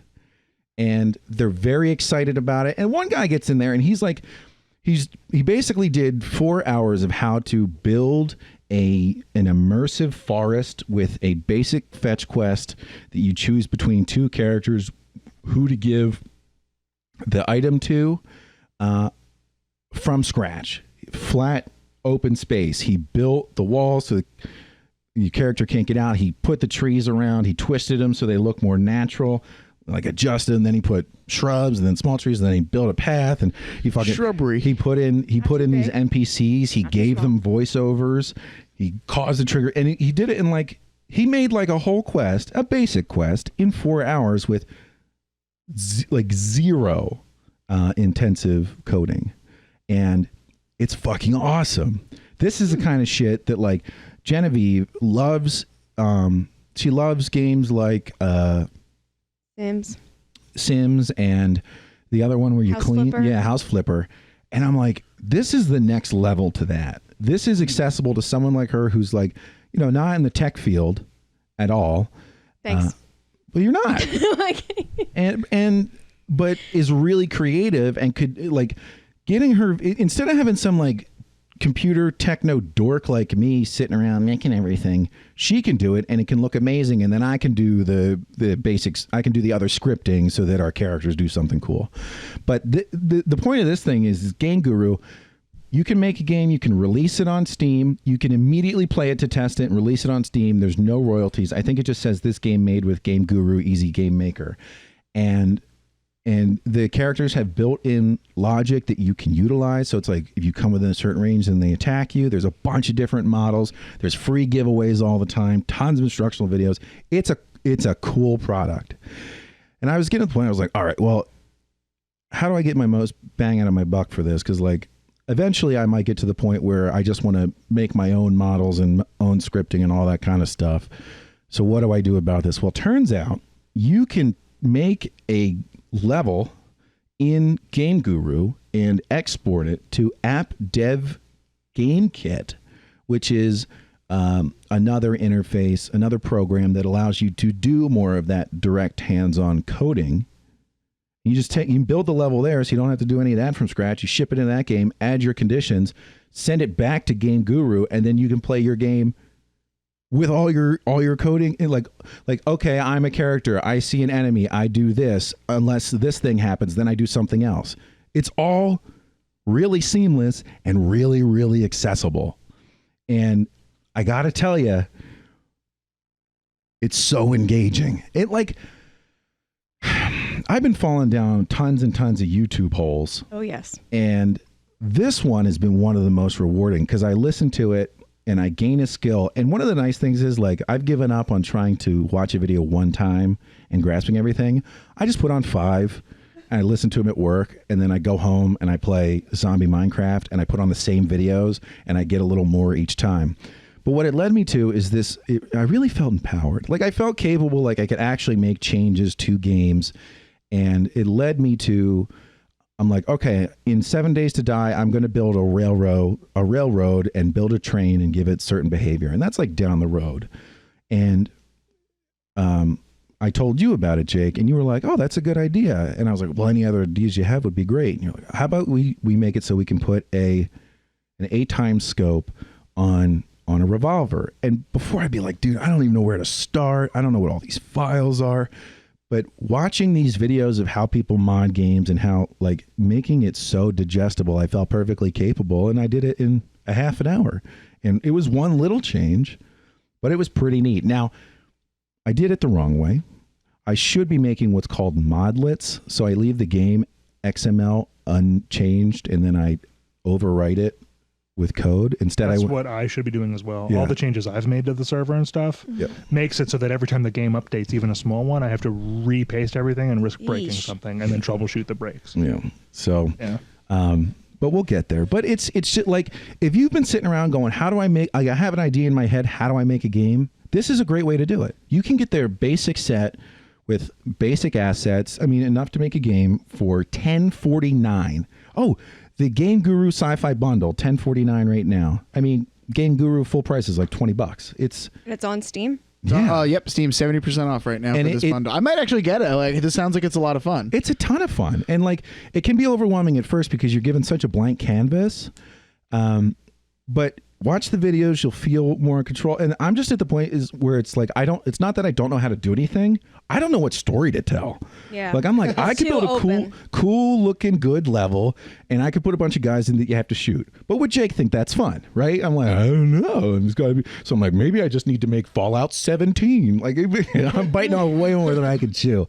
But it's like, you could build an overworld with portals to 10 different levels that you wanted and just put a basic story, voice act it, put custom menus, custom text, custom items. Wow. It's so accessible. You're telling me I can make a world where I can just murder all my friends? Yeah.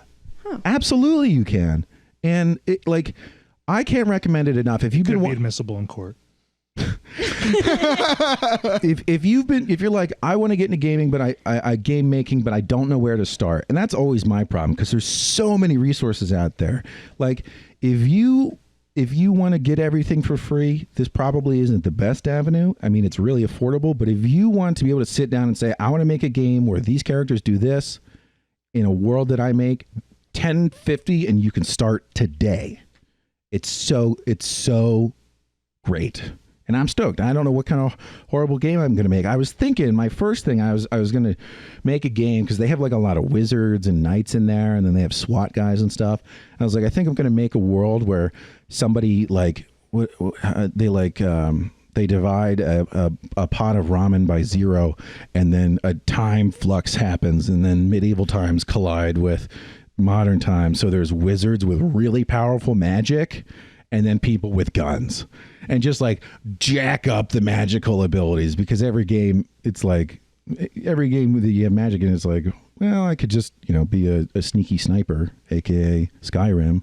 I want to make them super powerful, and then guys with guns, and then there's just goblins all around. Like, I don't know what I'm doing here, man. I'm just trying to live in this Things world. have gotten insane. Yeah. Out of control. So we'll see how it goes. Goblins. But I will warn you, if you, like me, have a lot of other things to do, approach this platform with caution, because half an hour easily turns into 3 hours of monkeying around because you're like, God damn it, that pixel doesn't align perfectly. Let me just shape it. You know what? Let me just try a new model.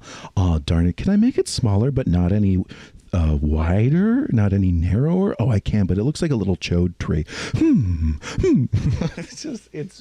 It's bananas, and it's so much fun. Like, It's a time sink, kind of. yeah, and it's a really cool way to be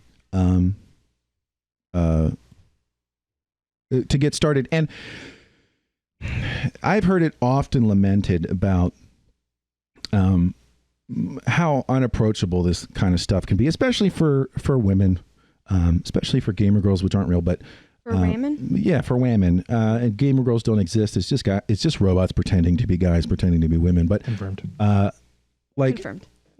I think a big part of it is, and I work in technology, a big part of it is the people who tended to in the past gravitate towards the technosphere, where the kinds of people who like to be heads down, don't bother me, I want to interact with machine, I don't really want to interact with people. And so Autismobots. penetrating into that sphere could be tough for somebody who wasn't like the exact same way, who was more of a people person. And I think as the technology professions have expanded, like there's people who implement tech solutions who don't necessarily write this crazy low level code. Like that has morphed. You still have your extremes, but you have like, The industry is broader. yeah, it is broader, but I think that this is the way. This is one of the greatest ways I've ever seen for somebody who is fundamentally very creative and not like, I want to read about computers all day, to get into the technology region, to break into video games without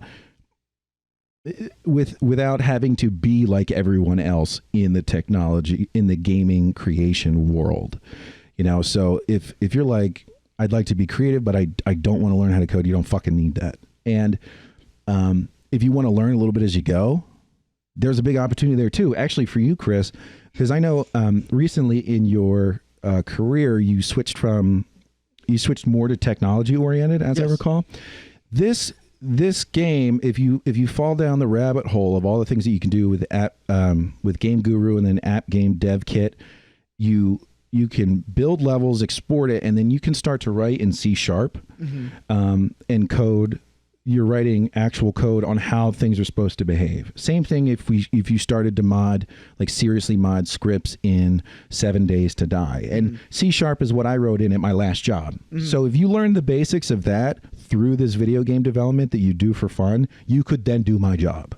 Ooh. Right? Like you could get in there and certainly at a basic level, you could be just as capable in coding as I was coming out of college if you put in enough time and you read up on stuff. You could be even better. Yeah. It's pretty darn You have cool. my attention. And then so I started off as a Java developer and then I switched over to C#, and because there are differences, but in the syntactical level, it's pretty much organized the same when you write it. I just switch between them. So you learn C# to mod your games, learn for loops and if statements and object instantiation, and then you just switch over to Java, and then you're like, you could do anything. And what's really, really neat about the tutorials designed for this kind of stuff, instead of being written for nerds like me, they're written for people who want to be creative in a hobby that they really enjoy. The language isn't very technical. They don't get into really esoteric, that's probably not the word. Esoteric. Into concepts that are bigger than they need to be. Because they're targeting I think mostly early teens, right? Because they're the kids sitting at home with time and they want to mod their game. And it's so digestible that I was like, if I just learned some of this stuff at work the other day, because I've been dealing with XML a lot, but if I hadn't, this was such a better introduction than any answer anyone around me gave me. It's a phenomenon. It's really cool. And you can hear, I keep repeating myself and saying over and over again, I'm fucking stoked.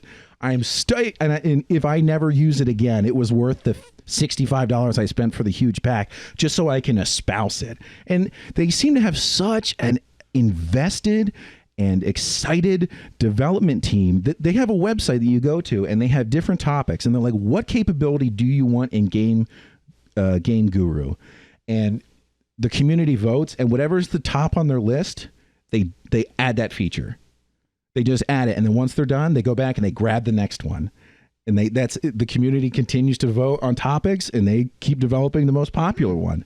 Talk about being responsive to your community. It's unbelievable. While you were talking, I was reading some of the reviews on the game, and one of the things they actually said in there was that how approachable the developer of this is. Yeah. They're very willing to do, whatever the people want for their game, quote unquote. It super helpful, and it's another one of those communities that we talked earlier, it's a niche community with a good product that hasn't become corrupted by any bigger interest. It's just passionate people who wanted to make something so you can make games like them, right? And the thing that got me was you can make whatever game they want or whatever game you want. They don't charge royalties. They just put a little screen made with Game Guru, easy game. I'm like, that is so fucking cool. Fine with me. Oh man, I love it. I love it. Let's make a game. That's what we're talking about. I wonder if we'll have to look, but if two people have it, what kind of collaborative work you can do with another person making the game. Let's just tweet the devs. They'll fucking tell us, Because there is, you can create multiplayer games, it looks like. So. Yeah, you can. And I mean, they were showing basically custom Counter-Strike levels that people were making. It was dope. so cool. And you can do things like, if you don't want their basic stuff, there is a way to make a 3D model in some other program and import it, and then use animations that exist. Give it. It's endless, but it is, like I said, the barrier to entry is so very, very low. And if we want to know if we can work like Google Docs at the same time on the same thing, shit, let's just tweet the developers. It's like a 2 guns no ammo game. Oh my god, that would be so. The official game. That'd be so. I was literally sitting there. I was like, how can I make a game Podcast that Jake simulator. can put his dope ass music in? A podcast simulator. I don't know, man. But yeah. Anybody have any questions about it that I can answer?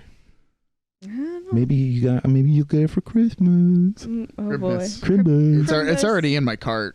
Yeah, man. I'm gonna get that sci-fi bundle. It's so cool. Yeah. All right. Well, that's it. Keep an eye out for that, guys. It is neat, and then you too can become a game developer. And I do have a clarification. I just What's want to up? make sure. So you can get Game Guru by itself and put a game out. yeah. It just might not be ideal to whatever specifications you have.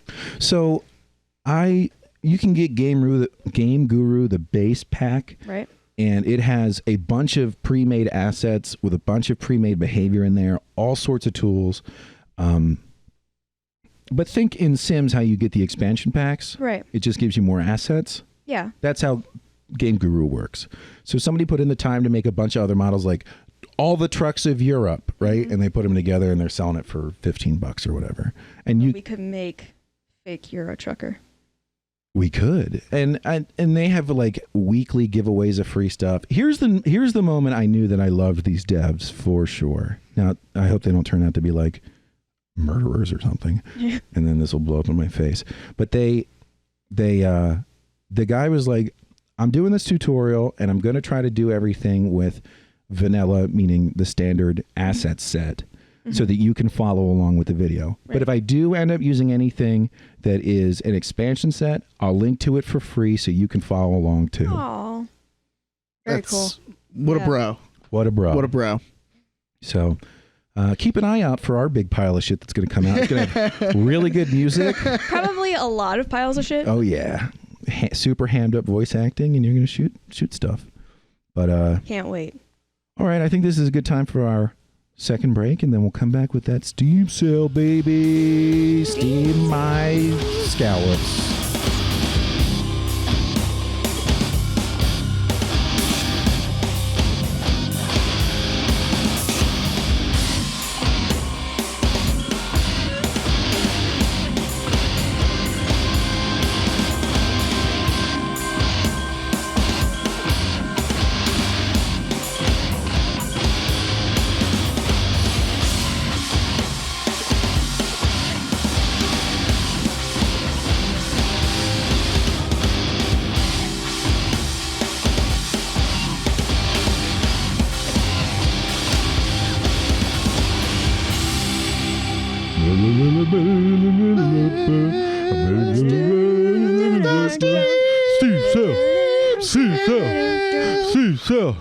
Steve sale. Now that everyone else has shut off the episode because we're so goddamn annoying. Hey. What? What?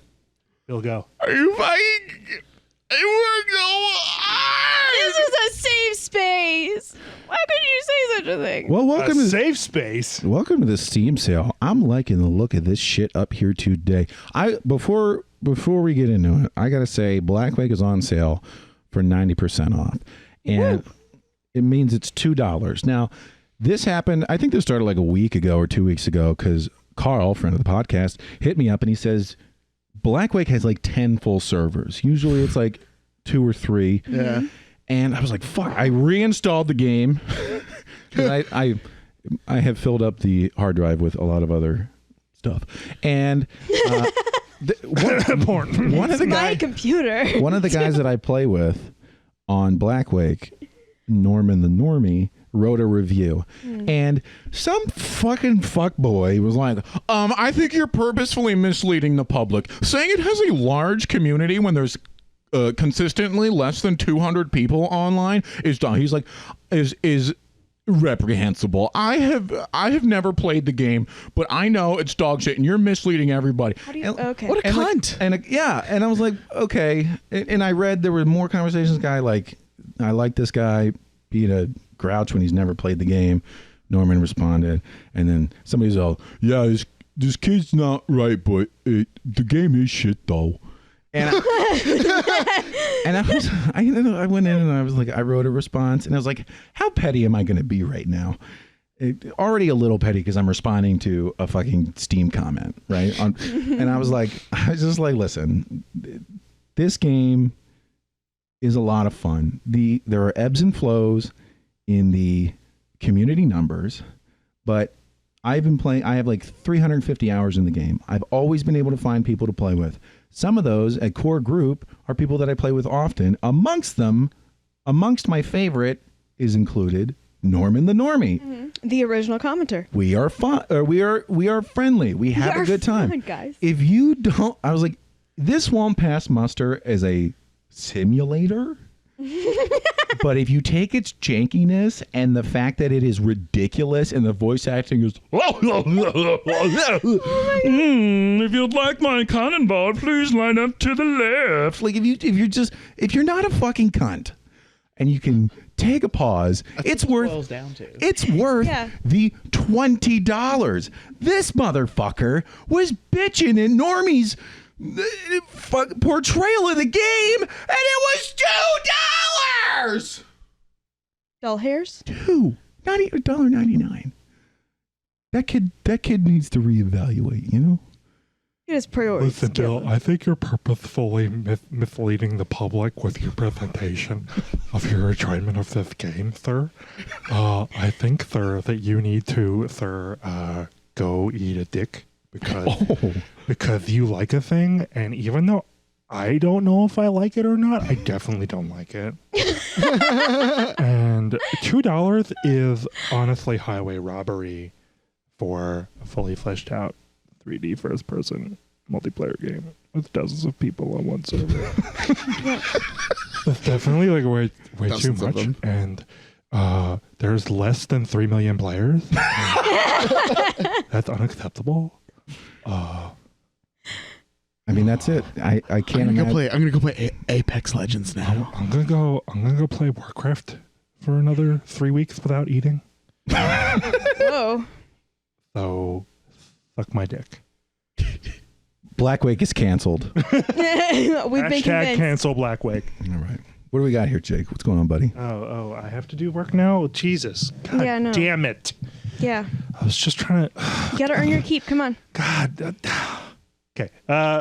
We have Black Wake for $1.99 in case that wasn't clear. I might even do it. Fuck.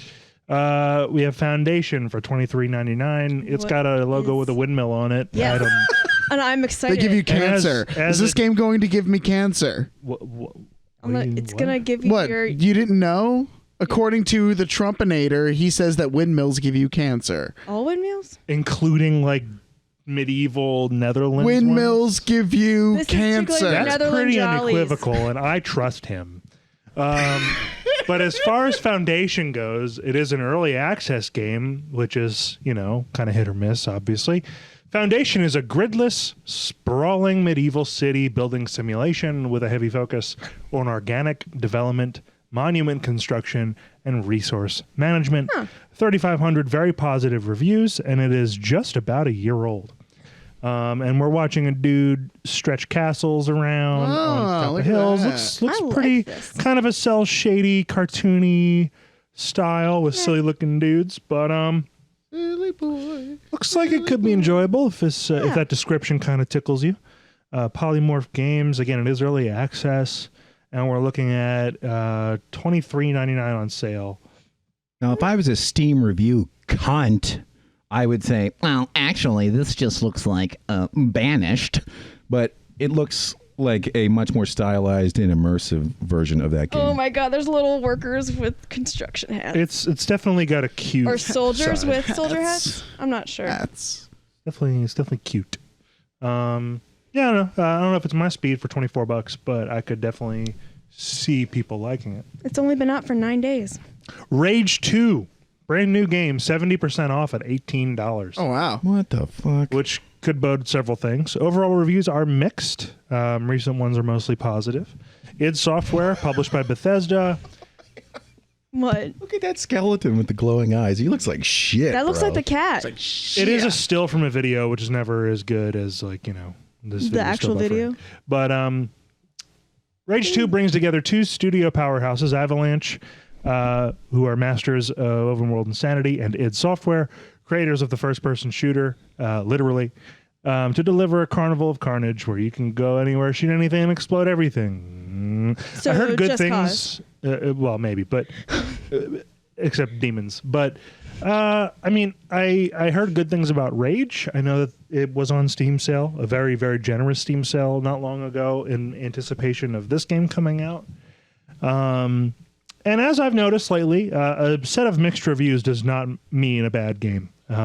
Here's a thing with that these days. I actually recently found out, since Steam changed the layout of the library, they noticed a 300% spike in user reviews happening since they've changed their layout. Interesting. So that could be the reasoning behind that for you. Well, would that wouldn't have any impact on the quality of the reviews?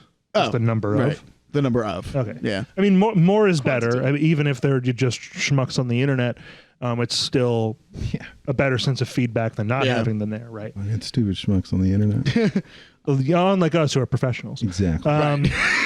So Almost have a website. So I'm trying to get. I haven't heard a whole lot about this game. I recall there being some vague whispers of it's not as good, but I mean, you get that every time a sequel comes out. It looks pretty good. It's definitely like in the vein of your Mad Max post-apocalyptica, Where's the guitar? brawler sort of shooter stuff. Looks like mutants, presumably due to radiation. A very common theme anymore. It's not a lot to say about it, but it is a brand new. Well, May 14, 2019, it released on Steam, so it's less than a year old. Full price, $60. 70% off at $18.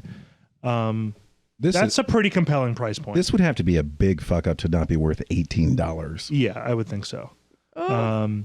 So yeah, it looks real good, just from a graphical standpoint and whatever. So that's a contender. Any other? Should we move on? I like this. Yeah, let's get out of here. Live. I hope when we click on that, it goes immediately to the live stream. I hope when the page loads, we can actually see what it is. Stygian. They're immediately flashing some good reviews. 95 out of 100. Thank you, live stream. 9 that out I of don't 10. care about. 5 out of 5. Delve into a role-playing game of horror, loss, and madness set in the strange worlds of H.P. Lovecraft. Stygian, Reign of the Old Ones, refers to a mix of rich role-playing and turn-based tactical combat, represented in an illustrative visual style. Can you find salvation in a dead world? September 26, 2019, this came out. Very new. They flashed some very high reviews from various places. Interesting choices of places. But nevertheless, let's see. Full price is $30 on sale for $22.49. So not exactly a jaw-dropping discount, but a discount nonetheless. I have recently fallen into a trap of a game like this that looks really good. The art style is engaging, and what happened with that game was I got into it and it was basically a click simulator. So I worry. That's my worry here. Okay. Well, we're looking at some actual gameplay now. It is kind of, tactical turn-based RPG combat.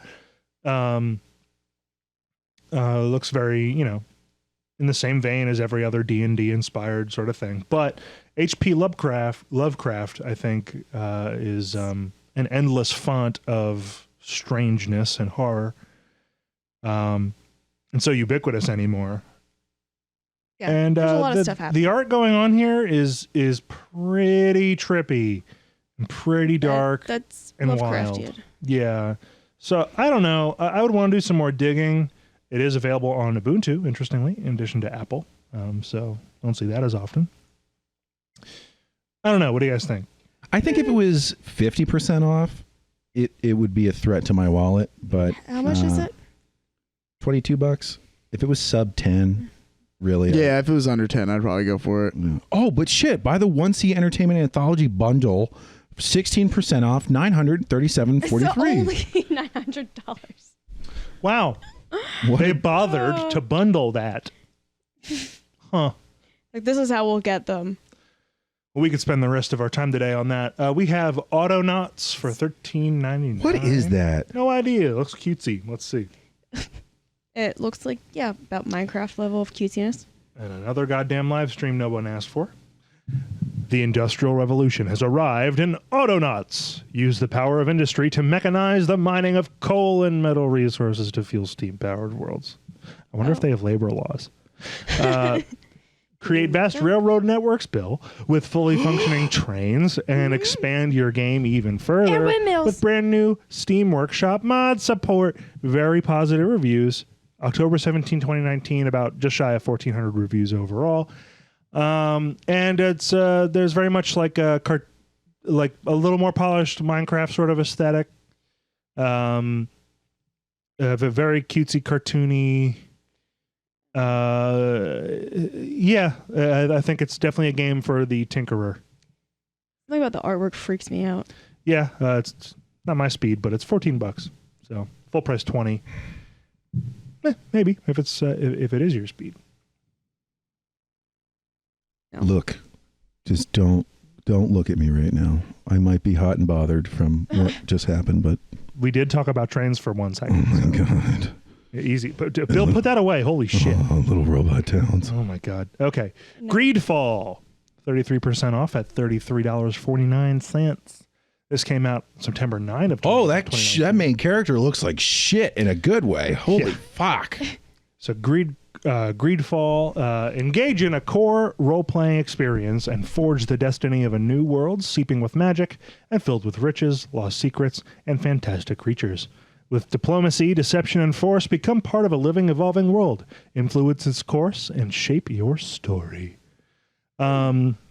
So rail shooter. No. Let's see. What does that mean? We got a lot of, it's a first-person shooter on rails, but that's not this. I was joking. So third-person action, a little bit of stealth, a little bit of big mondoos, a little bit of cutscenes. Graphics look pretty good. That's a woman with a beard. She had something going on. Yeah, kind of an Assassin's Creed dodge counter sort of feel. Yeah. That's what it looks like, a lot like Assassin's Creed. Yeah, Some but kind of skill chart.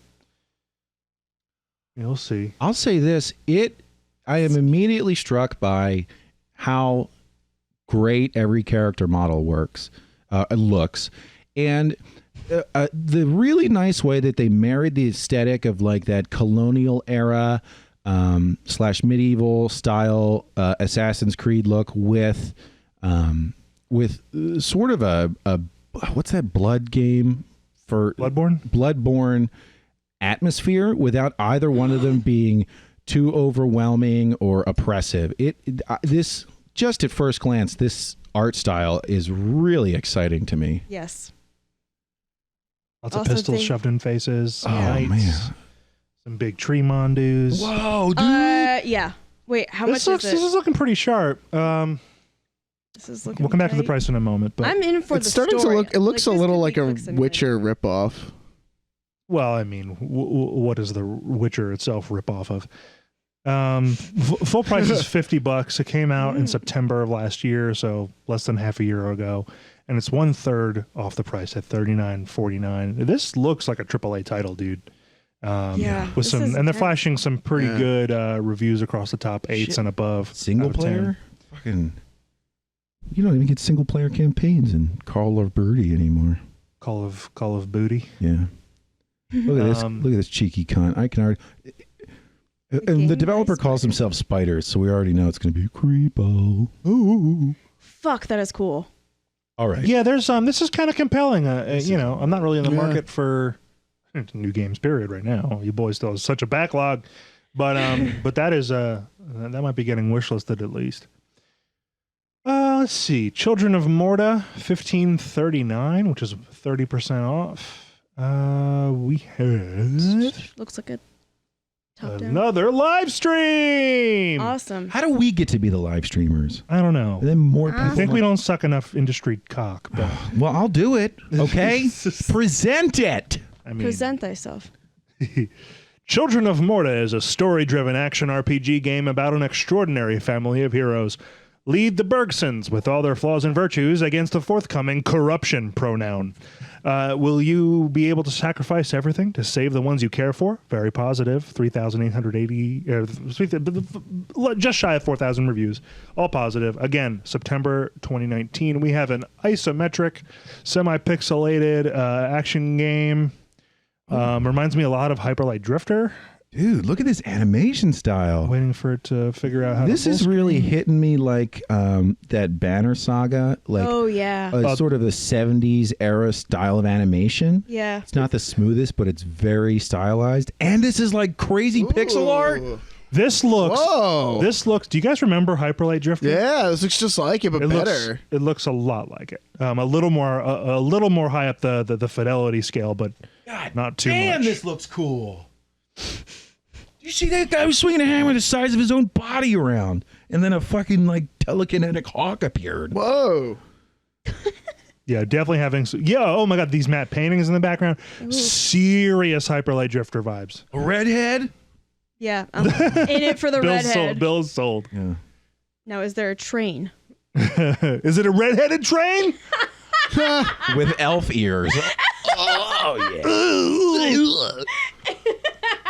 yeah. This game does look pretty great. Price point of under $16. I've bought something from this 11-bit studios before. That publisher has some other good stuff. I don't know that I Does remember. sound familiar. Oh yeah, Frostpunk. Yeah. Yeah. Okay. Well, It's okay. word of mouth. Another interesting entrant here. What else Yeah. we got? Road Redemption, not to be confused with Red Dead Redemption or Road Rash. It is the spiritual Road Dead sequel Redemption. to Road Rash. Road Redemption lets you lead a biker gang on an epic journey across the country in this driving combat road rage adventure. Huge campaign, dozens of weapons, full 4-player co-op, split screen, and online multiplayer. 5,800 very positive reviews, and it is under a year and a half old, October 2018. For $8. I think this bad boy was actually kickstarted back in the day when I don't know who all played it, but I definitely played Road Rash on the N64, and it's one of those games that if you ever played it, if somebody goes, "Yo, you remember Road Rash?" you then go, "Yeah, dude, that was fucking hype." Yeah. And this was like fans. They got kickstarted and they built a spiritual successor. They modernized it as much as necessary, but they kept that crazy N64 era mechanics jank. It is ridiculous. You still ride around and hit people with poles. You still like have cops trying to ram your bike and throw you through the sky. And like $8. As you're shooting what looks like bombs at guns. Yeah, at he cars. had a machine gun at one point. He had a grenade launcher. You're just hitting each other with barbed wire bats and sledgehammers in traffic. No, this is straight Road Rash. I played Road Rash at my cousin's house as a little lad on Sega Channel. No shit. Remember that? No. Sega Genesis Sega Channel. Wow. That was that was a subscription service. I've only heard about it in the ancient texts. Yes.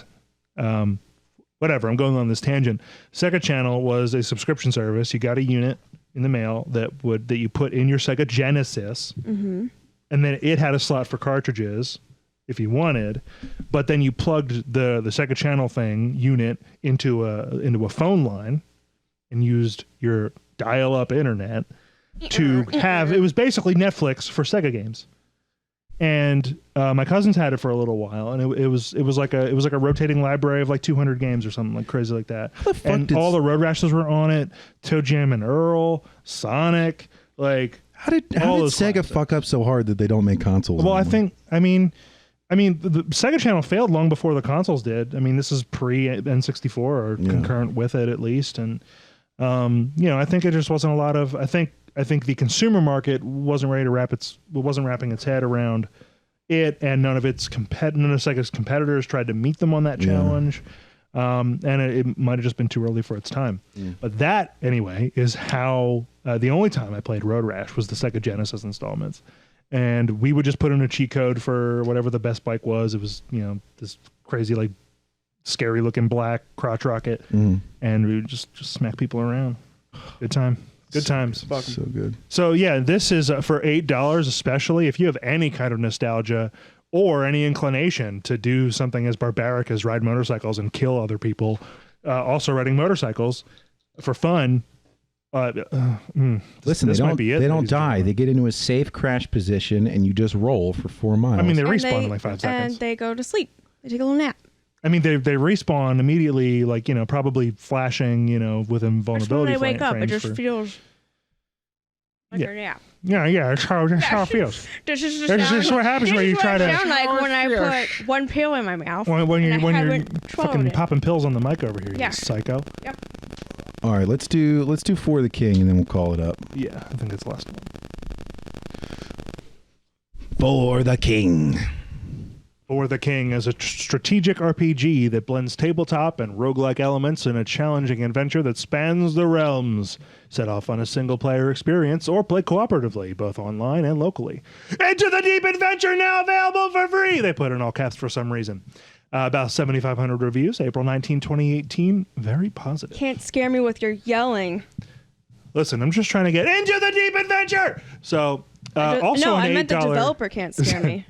It's also an $8 game, and looks like your turn-based RPG combat. Very graphic blood for a. Very even the overworld is gridded, a la Civilization. This has that like almost cell shaded / Warcraft art style that we see so much with indie developers when they want to make something that's visually appealing that it doesn't have to get hung up on super detailed, super high details. This looks to me like someone, like a bunch of people who played Final Fantasy and liked it as a kid. They go, "Hey, we're gonna make our own," and then they did. Yeah. What's your reaction to this, Chris?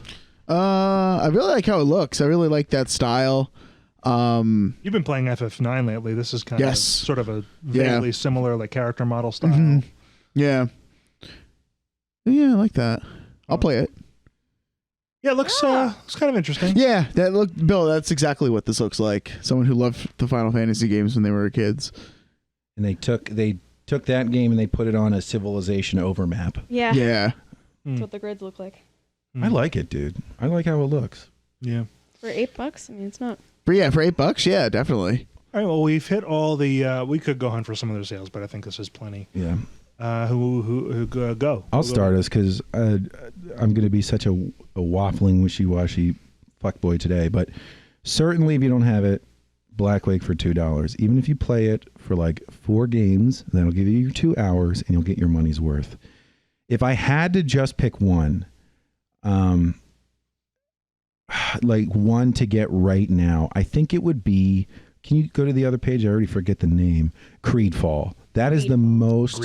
Greedfall, I'm sorry. That is the most exciting one that I saw so far. We did compare it to Assassin's Creed. So Creedfall, maybe.